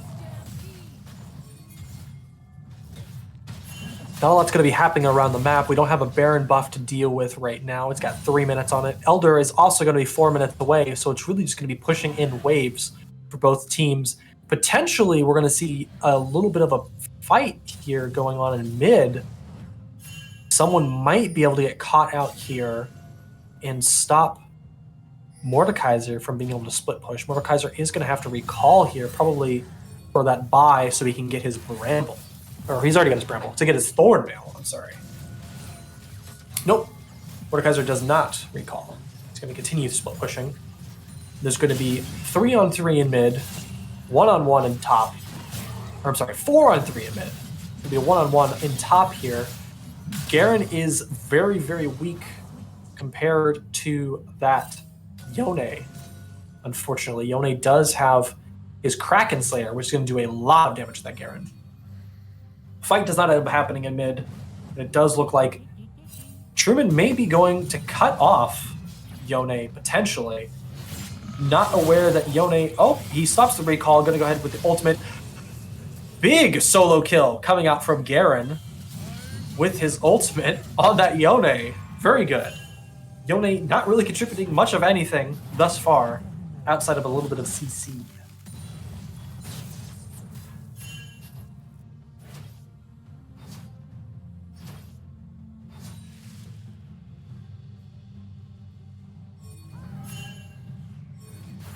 Does look like Sejuani is picking up the Frozen Heart there, which will be hopefully something that they'll be able to use to deal with the Twitch, although she's going to have to be on top of the Twitch for that to really make too much of a difference. As long as Twitch is ulting, I believe he'll be actually far enough out of range for that to not actually matter. So she's going to have to only focus the Twitch in those team fights to make that effective. Halo going to be catching out the Mordekaiser from his very long extended stay in bot lane. Twitch is also going to be there to try to clean up. He does not have his ultimate. It does look like it's down. Going to be a flash over for the Amumu. And now it's 4v1 here in the bot lane. Mordekaiser is going to go down to that Twitch. Big shutdown onto the Twitch. That should be Twitch's final item coming out there. And he is going to be backing. We'll see what he buys.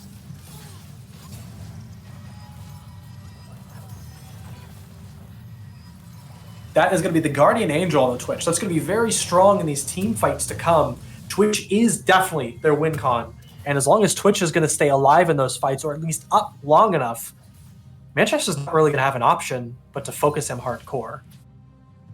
What they really need is to have Mordekaiser walk up and use his ultimate on him. But Mordekaiser has not been able to get to him quite yet due to the amazing peel coming out from Gamerhorse. Gamerhorse is showing up today on the Thresh. Gamerhorse is going to be catching out the Yone, and that's going to be Ash Arrow for just to get eaten by Gamerhorse. That's going to be a free kill onto the Yone. Going to be making this Baron fight significantly harder on Manchester. They may just have to give it up. And with this quick Baron, they're going to go ahead and recall there. With this quick Baron coming off of Truman, they're definitely going to rotate to get that Elder Dragon right afterwards. And with Elder Dragon and Baron buff up, this game might be over for Manchester, and we may be seeing a Game 3.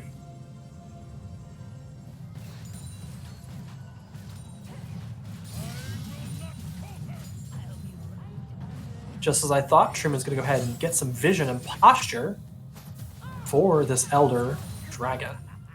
The biggest threat here is going to be that Sejuani coming in and stealing with her smite.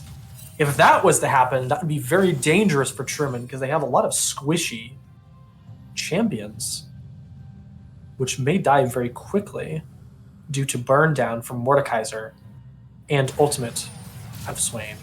Swain's going to get a Nevermore onto Ari. Ari's going to go ahead and flash dodge. There's going to be the hook onto... Oh my gosh, Beast is going very big, getting the Swain. Ari going crazy in the back lane, getting a double kill. Mordekaiser unable to do anything onto the Twitch. Beautiful, beautiful peel happening from, if I remember correctly, that was Nebulous getting a silence on the Mordekaiser, preventing him from doing anything in that fight. That's going to be Elder Dragon. That's going to be buff on Truman. That's probably at least going to be a couple towers and some inhibitors.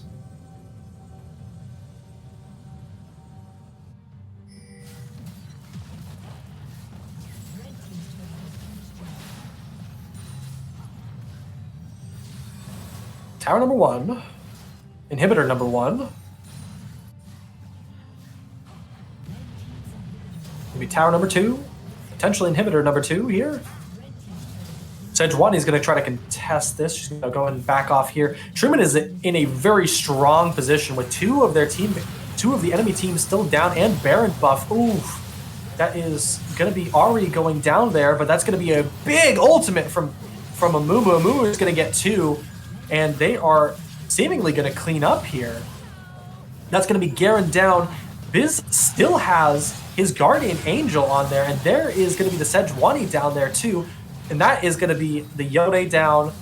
That's going to be the proc of Guardian Angel from Biz. But that is not going to matter. Mordekaiser's going to fall, and that is Truman taking game 2. Beautiful, beautiful done. What a great game. The quick turnaround out of Truman was really amazing.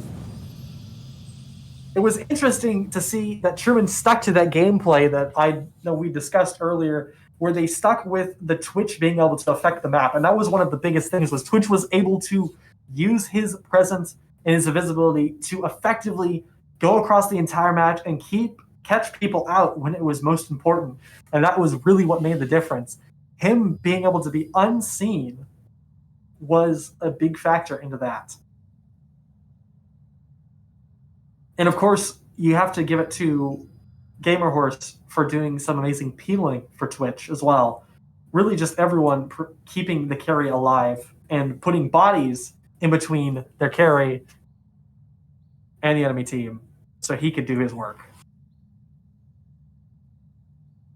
Amazing. It does look like we are going to be going to game 3. This is honestly what I expected out of this match. I was not anticipating this to be a one-way sweep either way. After that first game, it was looking a little scary. I will not lie. But German is not undefeated for a reason, and they hadn't dropped a map before tonight for a reason. They are a solid team when working together, and their team play and their ability to chain things like CC is what makes the difference in these matches. Manchester, to their credit, also very, very strong team, also undefeated. But, of course, they did drop that one map yesterday. Of course, that was with subs in for their main top laner and their main mid laner. But it appears that in that last match, that didn't make too much of a difference. Yone was very weak that entire game. 0 kills onto him, if I remember correctly, even at the end there. And Mordekaiser was having to be more of a frontline tank rather than a damage threat like he probably would have liked to be.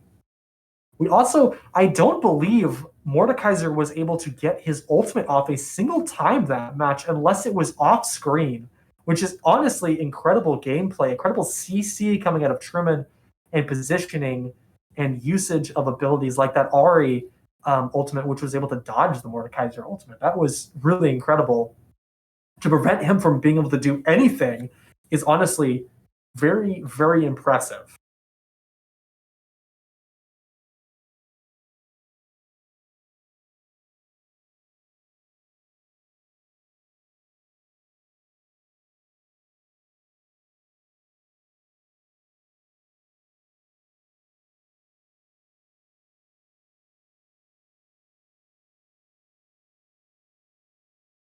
Of course, with it being between games, there's not a lot to talk about.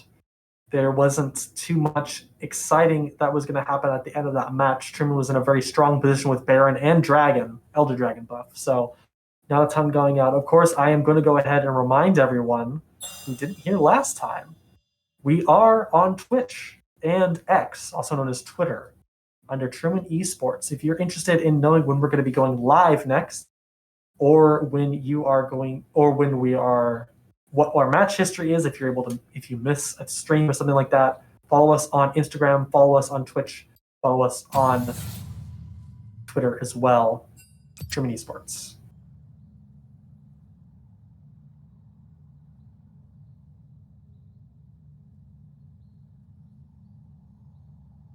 So as we were talking about last time, since we're looking at this screen again, you can see everyone's rank within this game. The highest ranked player in this game right now is going to be the Manchester top laner, which I'm not sure how you pronounce his name, Mayor, the one with the dog picture there, is going to be our highest ranked player, followed by our Truman bot lane combo of Biz and Gamer Horse, both going to be Platinum 3. Then it's going to be followed by the Gold 2 for the jungle on Manchester, the Gold 4 for the ADC on Manchester, and the Silver 3 for the mid laner on Manchester.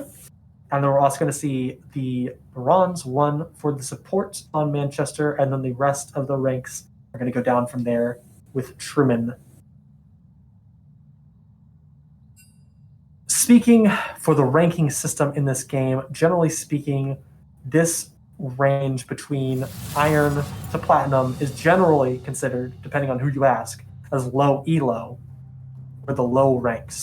So the difference between players in these areas is not super significant. Usually it just comes down to game knowledge. The Camille ban, of course, from Truman, once again, their number 1 ban. Of course, the reason why they keep banning this Camille is because the top laner from Manchester is very, very strong on the Camille. The Twitch ban to be expected coming out from Manchester, the Naviri ban to be expected coming out from Truman.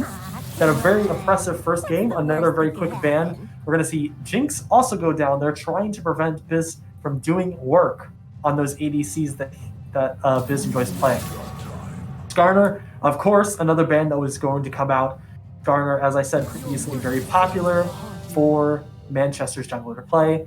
There's the Morgana ban. Morgana is strong in general, but it is also one of the best picks for Freedom Chaser. And so taking that off the table is very good for Manchester. Finally, we're going to see the very comfortable, very common pick for our top lane, Nebulous, getting to play his Orin.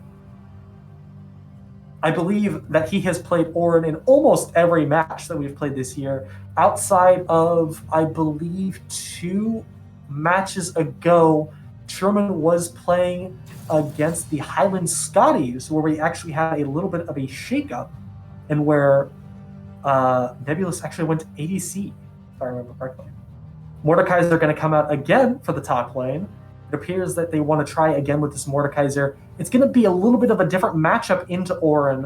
Orin is going to be able to stay into that lane significantly longer than Mordekaiser will, but that may not make a difference. The Elise pick going to come in from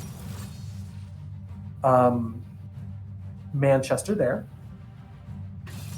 And then we are going to see, and Ezreal going to stick with the Amumu on Truman's side. It was a very strong pick, did a lot of good work. With that AoE ultimate, it was very strong. Pantheon going to come in as well for Manchester. And then we're going to go to our second set of bans. Manchester is going to be up to bat first.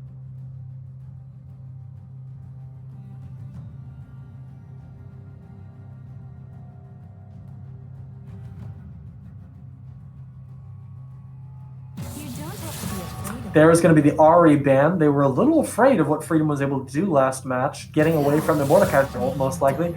There's the Ashe ban. That was something that I was kind of expecting was going to come out, but it was kind of a 50-50. Ashe has been played both of those games to positive and negative effect. There's going to be the Braum ban for Manchester.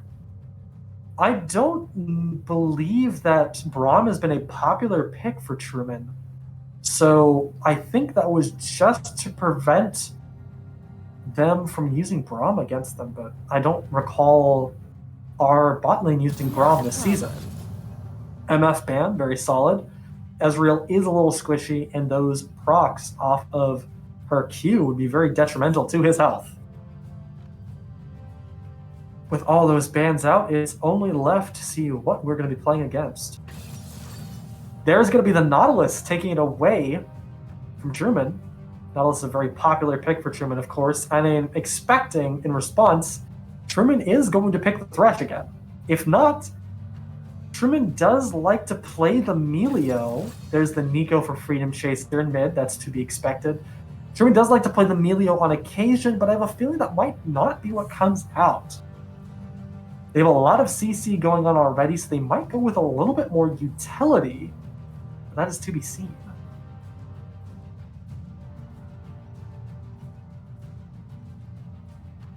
The Seraphine, okay. I don't believe that I have seen Truman play Seraphine yet. This is going to be very interesting. That's going to be a big charm for bot. I think the general game plan here off of these ultimates, just spitballing, is there is going to be some very big combo potential. Seraphine ultimate into an Orin ultimate into...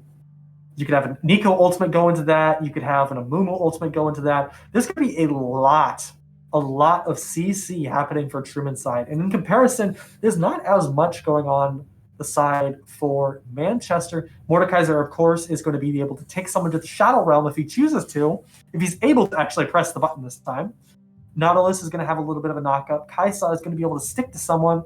Pantheon going to be doing some repositioning potentially.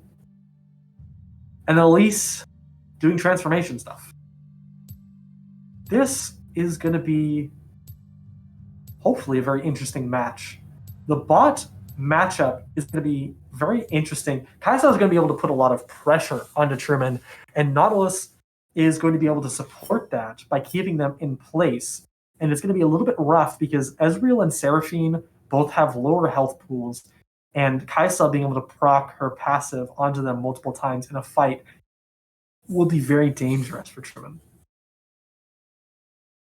The Nico into Pantheon fight probably, I want to say, leans slightly in favor of the Nico here. Pantheon will be able to get on top of Nico very quickly, but I believe that Nico will be able to do some decent zoning with the Pop Bloom and her root. Pantheon will be able to block most of the damage if it does come his way with his E, but I think that lane will either go even or slightly in the favor of Nico. Of course, the jungle is going to be very interesting given that we're going to have an Amumu versus the Elise. Elise is probably going to try to play that a little bit more aggressive. Mumu's not going to have the damage to deal with her very early on, but it may be the case that he's able to lock her down long enough for one of Truman's other teammates to just take her out. And then, of course, the Ornn into Mordekaiser, as I spoke about before, is going to be I think it's going to be a very even matchup in the top lane on the island. I don't necessarily see a lot happening there as long as Ornn is going to play safe and not engage the Mordekaiser too much. Ornn does have the potential to do a lot of damage, but Mordekaiser is just going to be able to take him out. And as long as Mordekaiser just waits for the Ornn to use his E and engage, knock him up, and Mordekaiser comes with his own E, that very well may be a lot of kills going on to Manchester side.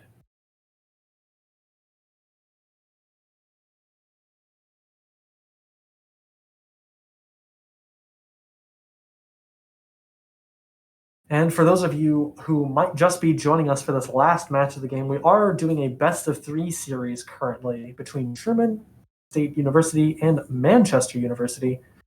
After this game, we will have the final statistics and the final standings for this conference, which I think is East 16A, if I remember correctly. I may be getting confused with one of the other conferences that our other teams play in. But this is deciding who the first seed will be going into the end of season tournament, which is starting next week. Truman winning this, of course, would put them as the first seed, and that would give Truman 2 first seeds currently, as long as I believe Smash Blue is still undefeated on their conference as well. But if Truman falls to the second seed, that still puts them in a very good position.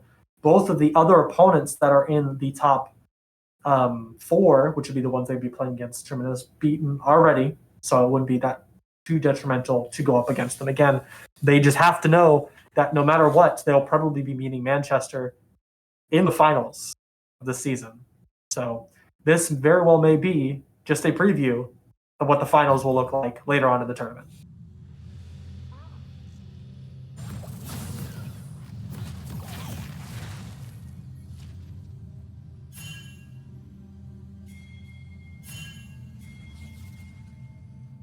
Yes. So NACE requires that we have so tournament standard for spectating is that they will have a 3-minute timer. It also looks like they're going for an invade right now. We're gonna watch this invade, and then I'll explain why there is a timer here, because it definitely looks like they're going to be doing an invade here.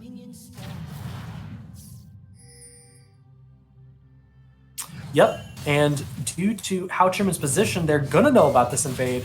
That is going to be 1 Ignite going on to Ornn. That's going to be First Blood. And that is going to be on Nautilus. Probably the worst person to have that on. So, Nolan Void, potentially. Nautilus maybe gets a cloth armor out of that. So, NACE requires that we have a 2-minute delay between the stream and what I, as a caster, am seeing to prevent backseat gaming. It's to prevent them from knowing certain things. There are wards in the game, if you're unaware. There's normal wards, which are those yellow ones, and there's pink wards, which people can buy, which last forever. And knowing where those are is very powerful, and just knowing where wards are in general is very powerful because you can avoid vision and potentially get ganks. Standard tournament play does include a 3-minute timer, and NACE just extends that an extra 2 minutes to prevent teams from watching their own stream to see what's happening in the future. So that's the purpose of that. It's really just for more sportsman-like play, given that this is over the internet, and opposed to, of course, pro play, where they're all in the same place, they won't have the opportunity to do so. So it's not that big of an issue.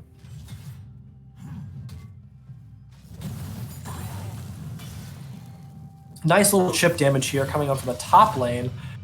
Ooh, and a big Ignite going to go on there. Both of them are going to hit level 2. A couple Bloom pops onto the Pantheon. Going to make that a little bit of, not quite an even exchange. They're both going to be low, but Nico is going to get out on a rougher side of that. The flash into the mid, and that is going to be Nico dead there.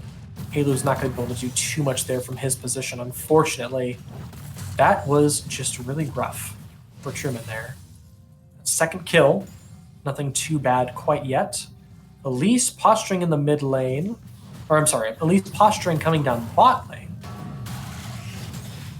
More damage coming out from Orin, getting that posturing there.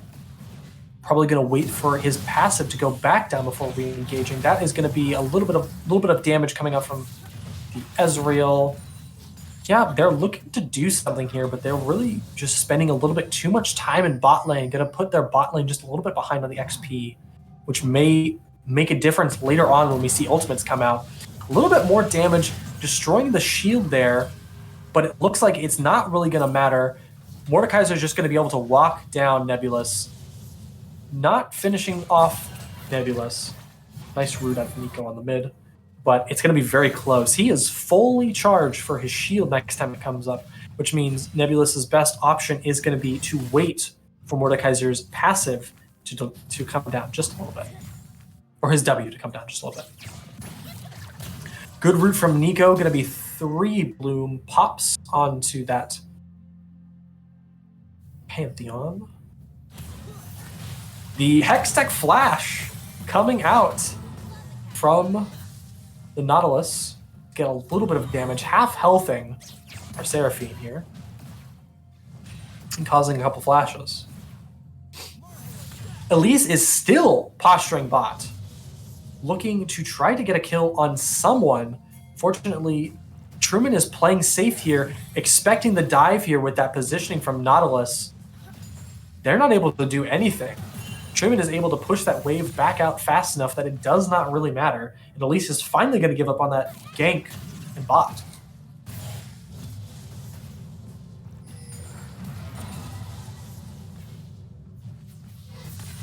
Dragon is going to be coming up in 10 seconds. That was the reason why we were seeing that pressure coming from Elise on that bot lane. But unfortunately, she didn't get anything to happen. Unfortunately for them, I should say. Bot is going to go ahead and get a reset off here to put them just a little bit ahead of where Manchester is going to be. A very good route from Nico, and Nico is going to keep pressuring on that Pantheon. Pantheon doesn't really have too much that he can do in that situation. He's going to have to back off. The only problem now is Nico is running dangerously low out of mana, which may put Pantheon in a position where he could get a kill. One pop Bloom may actually be able to do it for Nico, but it's very dangerous. Manchester in a better position than Truman to get that dragon going as Truman's pushed under their tower. It does appear that that is going to be the case. Halo is not in the area where he's going to be able to do anything, so it's probably just a point where they're just going to be conceding that dragon. They probably said, okay, that dragon's done. We're not going to deal with it. Mordekaiser in his element here, in a position where he's going to be able to pressure, getting able to dash out there. I have a feeling that Mordekaiser was hoping that there was a little bit more of a fight so he could get his next level. Unfortunately, I can't see how much experience Mordekaiser has, but there is actually the level 6. He was most likely anticipating that his minion wave was going to kill enough minions to get 6, ultimate the Orin, and end that fight. More and more chip going on to there. There's the level 6 for Orin. Mordekaiser is 1 hit away from proccing his passive again. A little bit more chip damage coming out from the Orin. He's in a decent position where he could get a knock-up with his E, but I don't think that's in the position where he really wants that to happen. Yep, just slightly out of range, unfortunately. All right. Jump onto that Nico there. He is going to be getting that Ignite there. There is going to be the Pop Bloom coming out. Not a lot of damage there, but he's going to get a lot of damage off of that Q. And that's going to be very dangerous for Nico. Only 2 kills have gone out so far, 1 mid and 1 for that Nautilus earlier. So this is a very safe game from both teams. They're respecting each other, which is good to see after those first 2 games where there's very high kill.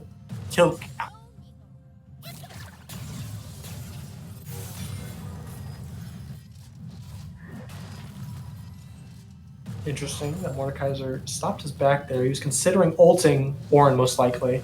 I honestly don't know what's happening. Oh, there is going to be Elise potentially getting the kill on the Nico, but Nico was able to get her E off fast enough to root both of them, stopping that kill.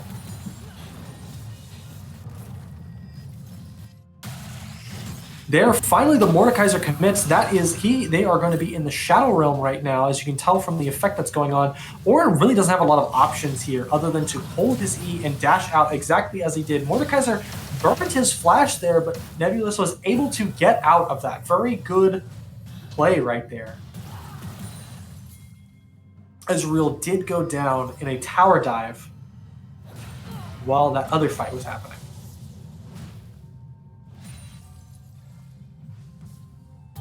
Seraphine is going to go ahead and back up here. Nautilus is going to be in range to get that ultimate out. Seraphine may just very well be fast enough to actually get away there, and it's not really going to make too much of a difference. Although for the next fight, that may very well do something for Trimin.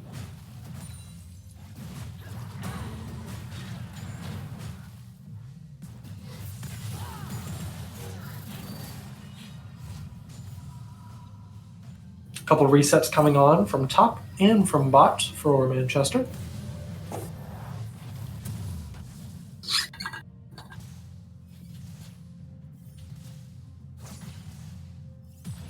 Kaisa with enough gold to go ahead and buy her first item. Grabbing a Kraken Slayer. Going to be very good into that Amumu and that Orin. Going to have some very high health targets to deal with. Ezreal still only at his Sheen. He does have his tier. He is stacking.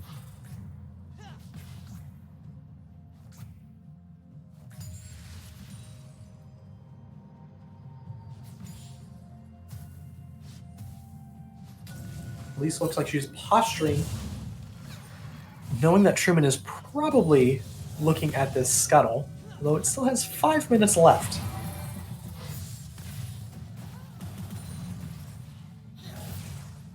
Nautilus in a very aggressive position here. Of course, Truman's not aware that he's in that bush unless they've pinged it or are actually cognizant that he went into that bush. But his position there is going to prevent him from walking up much farther. Slight miss on the rock there to knock Mordekaiser up, but that's okay.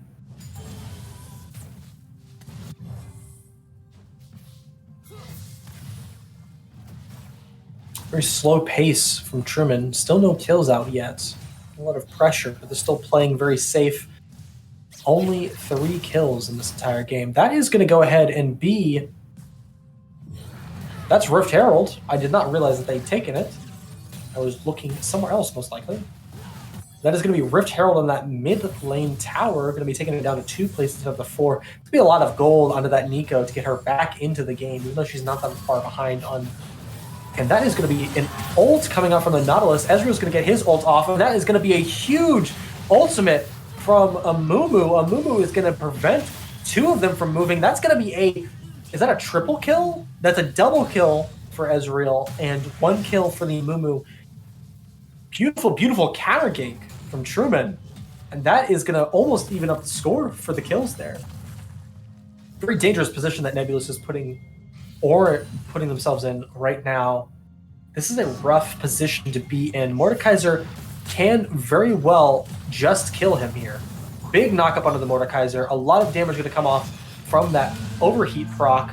Going to be the ultimate coming out, and that is going to barely do enough damage, but he does not have the range to deal with the Mordekaiser. Mordekaiser is able to slam and end that fight.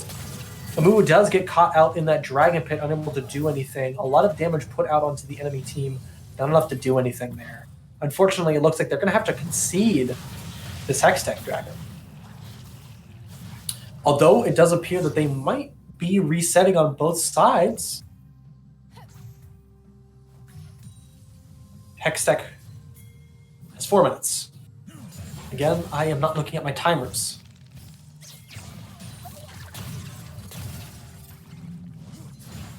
Looks like Nautilus is doing a little bit of roaming, thus Seraphine is also doing a little of roaming here. Interested to see some usage of these ultimates here. I don't believe that Nico has used her ultimate yet.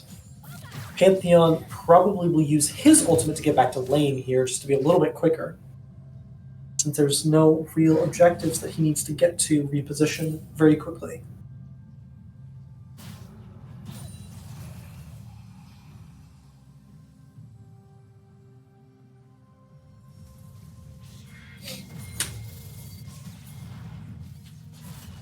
Without there's the ultimate coming out for him. There's that ultimate coming from Nico, but unfortunately Elise goes into the Raptors, ignores it, and gets the kill.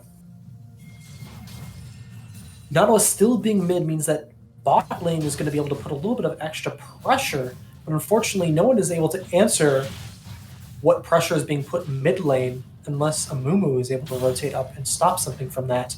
It does look like Nebulous is rotating down to try to stop some of that pressure. He may very well be waiting for his ultimate. It does look like there is going to be a TP coming out from Nico to try to do something here. They leave, nothing happens.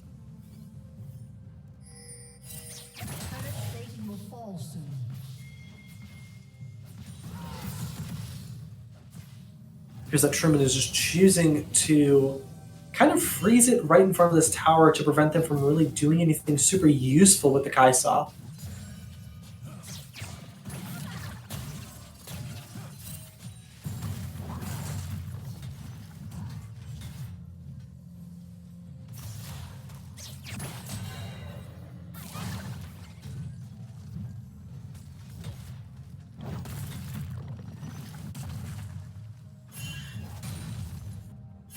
Slight level advantage on the Mordekaiser, and a little bit he is first item as well, which is going to make this lane a little bit more dangerous for Orin.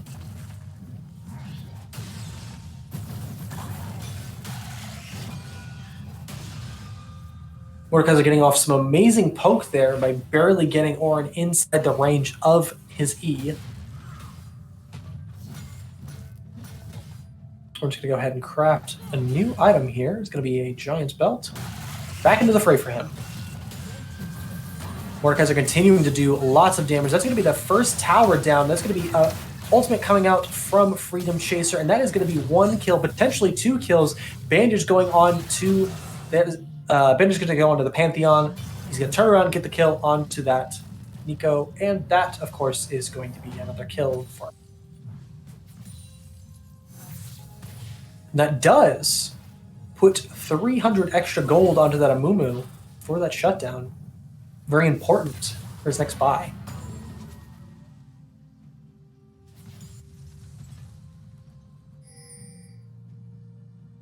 With positioning from Halo, it's likely that they're going to be going for this second Rift Herald. They've been very dominant on these objectives these last 2 games. I do believe that Truman got both the Rift Heralds last game, potentially going to get both of them today. There's going to be a fight going on down here. That is going to be a huge, huge ultimate from Horse, killing Nautilus and stopping that fight in its tracks.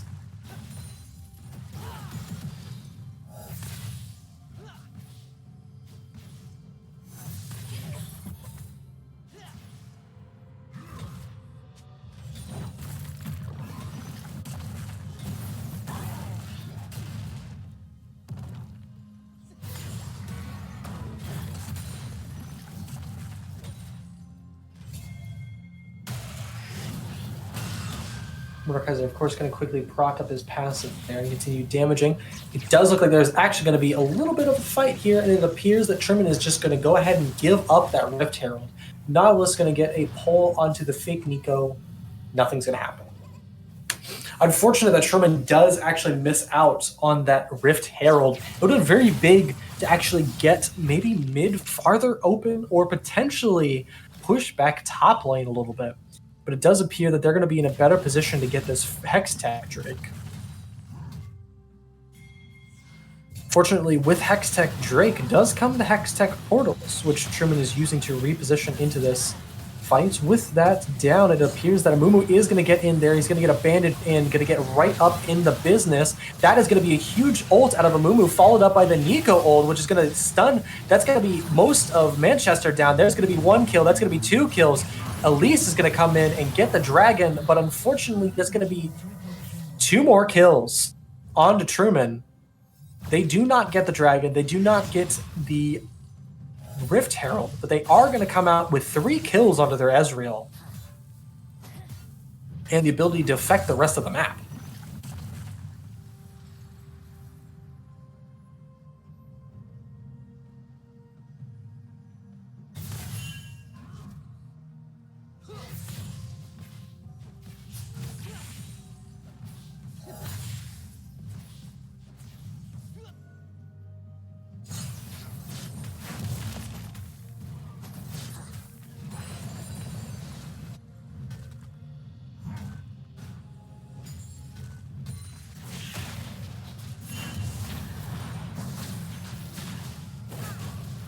With no objectives on the map, of course, we're going to go back to farming just for a little bit here.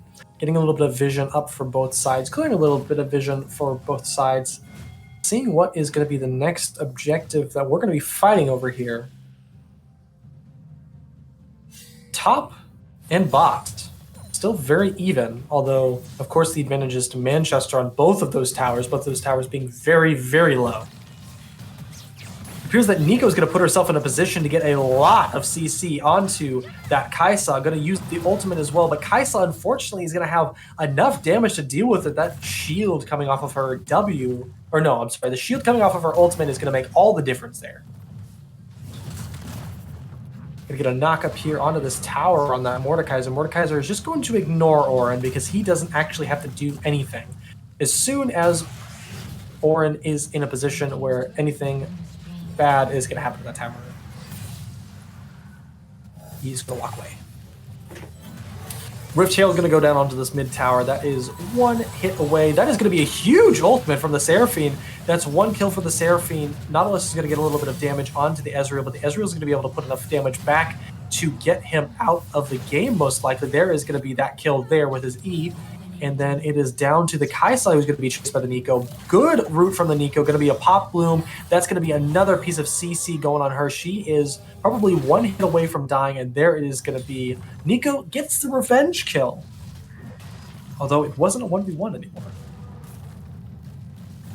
That is going to put Truman in a good position to go ahead and continue pushing out that mid lane tower. Ezreal is going to clear up that wave for a little bit of farm for Halo, and they're going to be taking out that tier 2 tower. Very good position for Truman here. Going to put them in a great position to actually do something with Baron if they're really interested. They do still have the Kaisa not on the map right now, so they very well could consider doing it. Although there's going to be a little bit of counter jungling here happening from Halo. It does appear that Elise is going to take notice. It might be a smite battle for this, and it does appear that Halo is going to win that smite battle. Quick Hextech portal out, and there was no danger in the first place.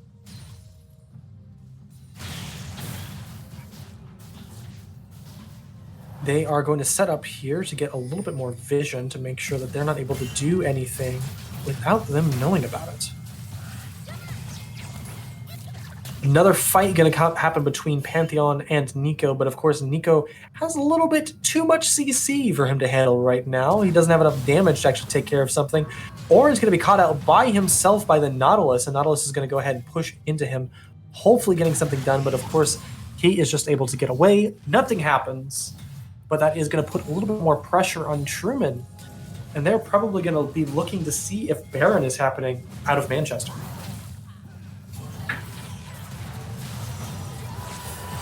A little bit of a small ultimate coming out from Seraphine there, getting a lot of damage onto that Kaisa, and a root coming onto the Elise. The Elise is going to go down. Another kill for Freedom Chaser, and the Mordekaiser is going to go down. Another kill for Freedom Chaser. And it appears that there's going to be another route onto the Nautilus. There's a kill onto the Nautilus. Truman is in a great position for Baron to happen. Early on in this game, with those 3 kills and that first blood that was taken from Truman, I was expecting that there was going to be a little bit of a struggle for them, and it was a slow match until we opened up the game a little bit more. Fortunately, that first blood did go onto the Nautilus. Definitely not where Manchester wanted it to go. And that may have made a little bit of a difference here. But of course, Truman's superior team play is definitely what's making a difference right now. Their coordination is very strong, and they're making sure that they're playing objectives together and taking in those important kills. A little bit of pinging going on Manchester's side, pinging Orin, pinging Ezreal, and pinging Seraphine. I believe they're probably discussing that the bot lane's an issue, of course, for Manchester. Manchester is actively doing Dragon right now. It appears that Seraphine's probably going to get taken out. No vision, face checking that bush, a little bit of CC going onto that Mordekaiser. Mordekaiser is going to ult on the Amumu. They're in the Shadow Realm right now. Looks a little funky on the screen right now. Going to be a big knockup. Seraphine going to get a big kill. That's going to be a huge ultimate out of the Ezreal. And it's just going to be cleanup for Truman. Mordekaiser not being in that fight was probably very detrimental for Manchester, not having their front line. That was a 4v5, by the way. Truman's team fighting is very, very good. With that Seraphine ult, which did not actually come out, I'm sorry, that might have actually been excuse me, that was the Nico ult, potentially, that did that there. I'd have to have a replay. Unfortunately, I don't have that set up. But that was just very, very strong team play out of Truman. I'm going to give them a tower and an inhibitor. Truman able to posture pretty aggressively here. They can just take the Hextech portal out. Of course, they're going to get another tower top through the work of Nebulous. Very bad position for Manchester to be in here. Not having Baron, losing that fight at Dragon, even though it appears that they did get the kill. That is going to be Seraphine down. Unfortunately, she stayed away in the jungle too long. But being down Baron, only taking one Baron off the table, that's a very, very difficult position to put Manchester in.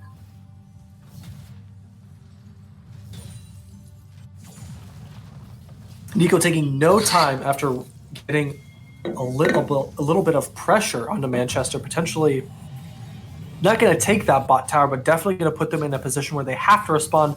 As you can see in the bottom right, all of Manchester, minus their top laner, responded to that. So that was some good pressure to allow them to do some things around the map.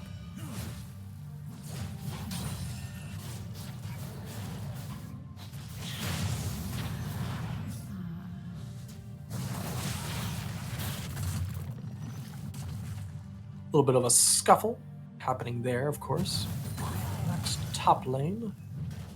Mordekaiser's going to back off, though. Probably he's going to look to back here.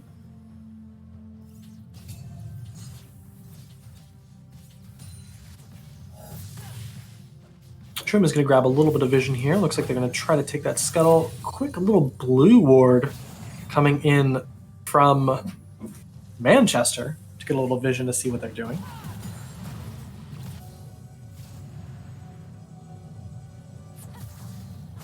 Dragon is still 2 minutes away, but it is a good opportunity to prevent them from being in a position to flank Nico and Ezreal while they are pressuring this bot lane. Baron buff is no longer a factor here, but their ability to siege is a factor. It's still a 4v4 there, and Truman is in a very strong position to win the 4v4. As long as Mordekaiser is going to be playing on his own, pushing these side lanes, I don't think Manchester is going to win a fight.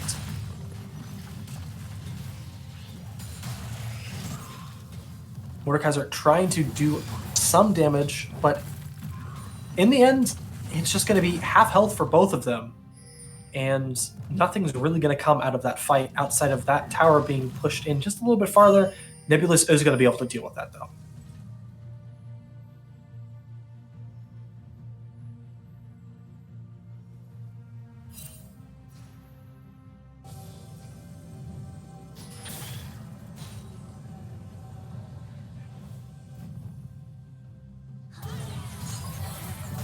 What a catch onto the Elise. That's an ultimate from Amumu, and that's an Elise down.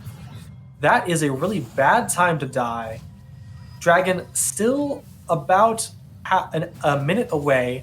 and Elise is going to be back up for it, but having one person down on the map is going to allow Truman to put more pressure on that bot side, and Nico is going to continue. Freedom Chaser is going to continue to pressure that bottom tower.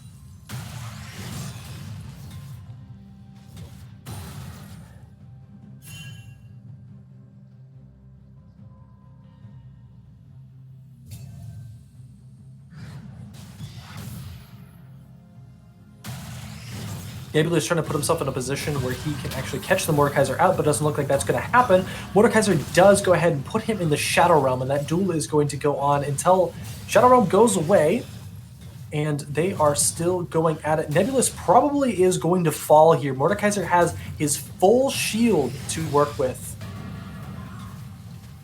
Yep.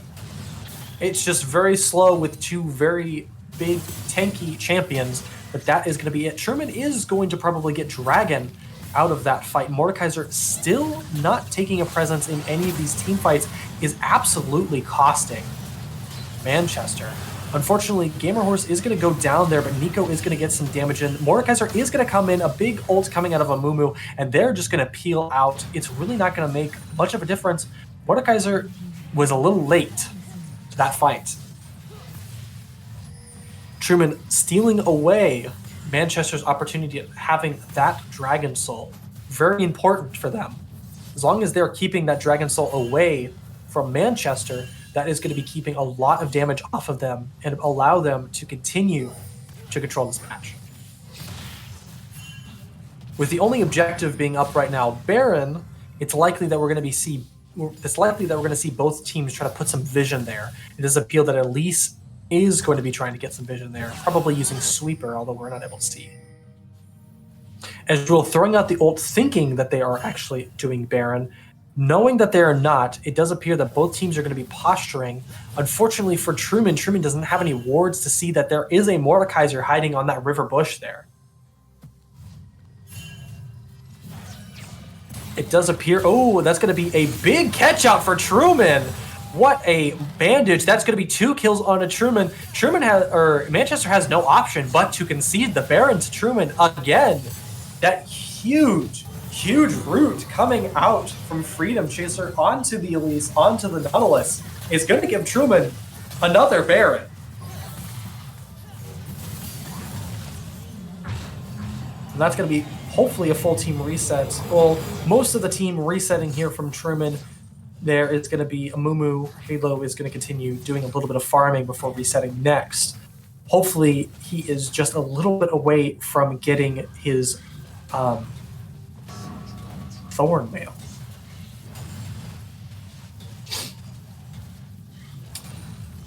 As we're approaching the 30-minute mark of this game, it is definitely still in a position where, a little bit of CC going on in the Mordekaiser. Definitely still in a position where Manchester could win this game, although the momentum is definitely in Truman's court.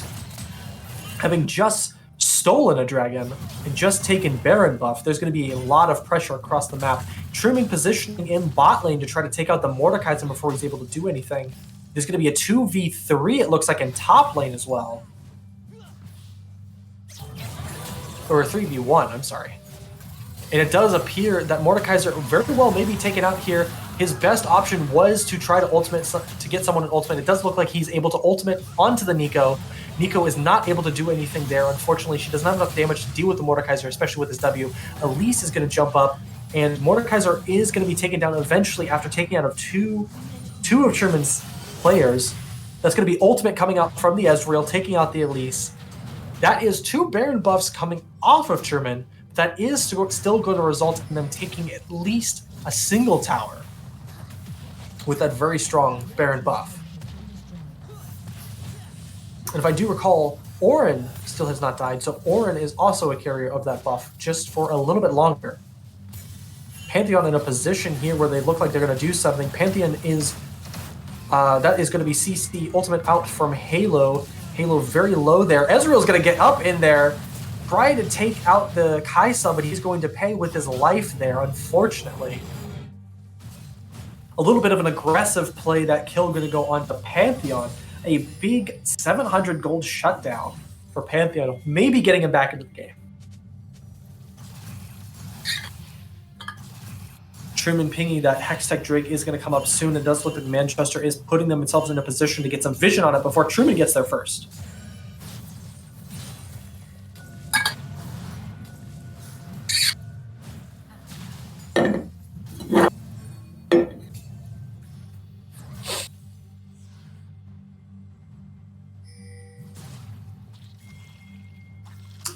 Manchester definitely in a dominant position here for Dragon. They definitely need this soul. Mordekaiser is going to continue to be in a position where he is going to pressure that top side, but Truman does not care. They are going to fight for this dragon because this dragon is a bigger objective than just a single tower. That is going to be a hook getting onto Nico. Nico's going to flash in with the ultimate. There's Pantheon going to drop in. That's going to be TP for Mordekaiser. And unfortunately, Pantheon is going to get on top of, and there's going to be the ultimate out of Kaisa, and that's going to be another ultimate that's going to be going on to the Amumu. Both of the tanks are going to be doing okay.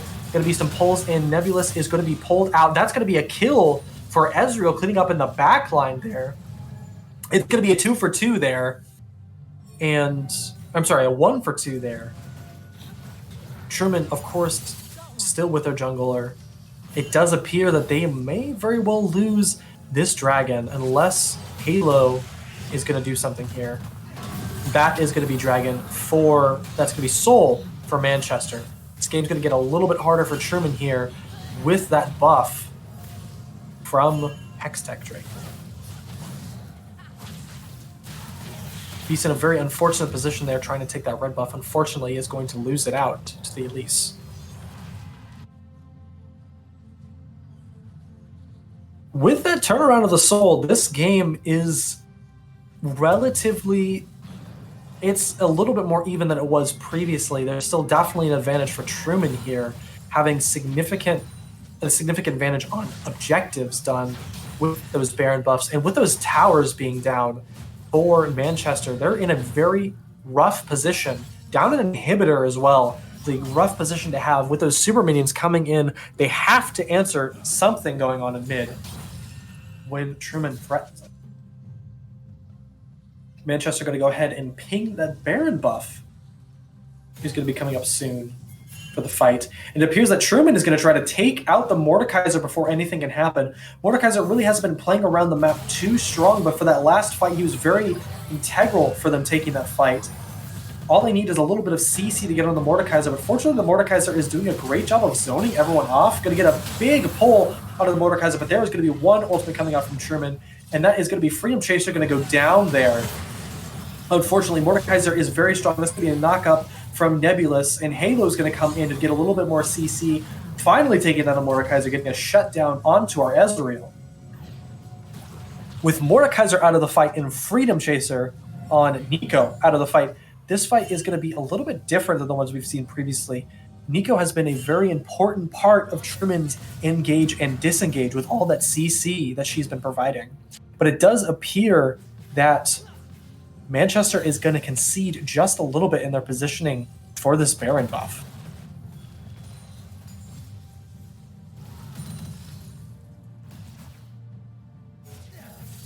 Truman does go ahead and start the Baron buff, unaware that there is vision going on for... Oh, no, they're going to go ahead and back off here.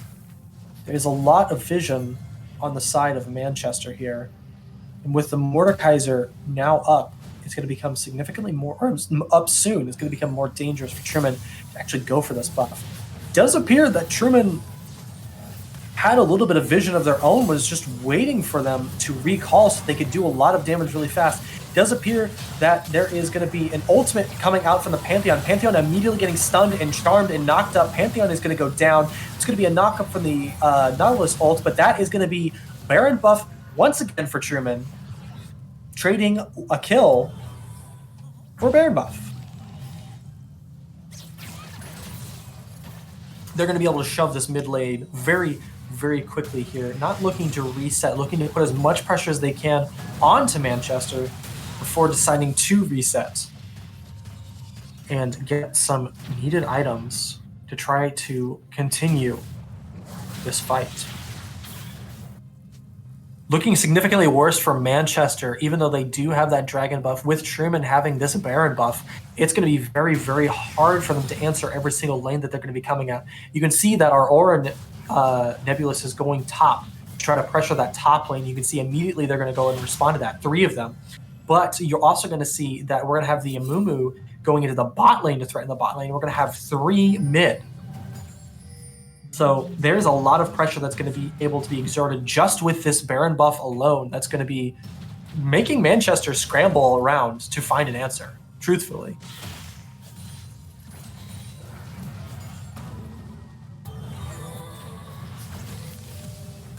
It does appear that we are going to see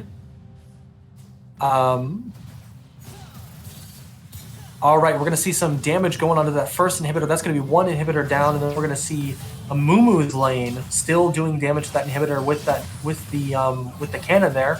We are going to see a little bit of a miss there from the Seraphine. Looks like we're going to see a second inhibitor come down. Mordekaiser's going to face tank a little bit of damage here, taking a lot of DC. Oh, that's going to be the ult coming in. Oh, that's going to be a big ult from Seraphine onto them. That's going to be Freedom Chaser going down. That is going to be Gamer Horse going down, unfortunately, there. And it appears that Truman is going to lose 2 of their 5 Baron buffs, which will be going down very shortly.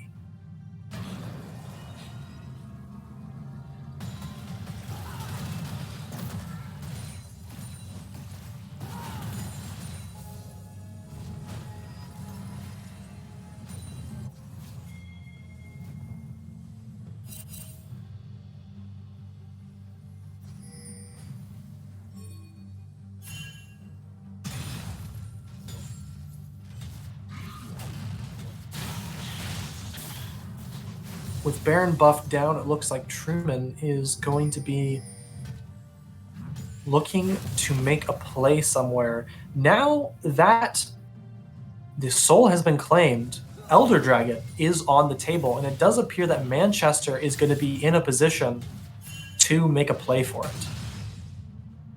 Truman also in a strong position. 4 of their 5 players are down there.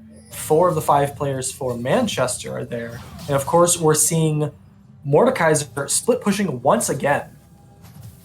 Truman taking the strong position in pit from them. They're going to be going ahead and start a little bit of that buff going on. The fake Nico going in, scaring them off, and then it's going to be pulling that out. We're going to see Orin come in from the back lane. Mordekaiser is forced to respawn, or forced to call back. Truman's still in a good position. That's going to be the ultimate out from that's... I'm at a loss for words. That was 3 big CC ultimates coming out from Truman. That is going to be 4 kills from Truman. That's going to be potentially the 5th kill onto that Mordekaiser. But it doesn't matter. Truman is just going to walk back. As long as Nebulous is going to be able to distract the Mordekaiser, they're just going to go in and end. Truman is just going to go in and end. Mordekaiser is just going to keep fighting. And Truman's just going to go end. Truman's going to end. Truman's going to win. That's it. Truman, congratulations for going undefeated in this season. Congratulations to Manchester for, of course, a good set of matches, but that's going to be Truman completing the 6-0 run and doing great this season. Congratulations to Truman, and thank you everyone for watching. I do believe that's everything that's going to be going on today. The stream will be ending soon. I'm going to get out of here and get some water. But thank you everyone for joining in. Of course, if you want to know when we're going live next, please follow us on Twitch, follow us on Instagram. We post there every day that there is a stream and every day after for the results of the stream. Thank you so much for joining us, and we will see you, I believe, later on this week. Thanks for watching.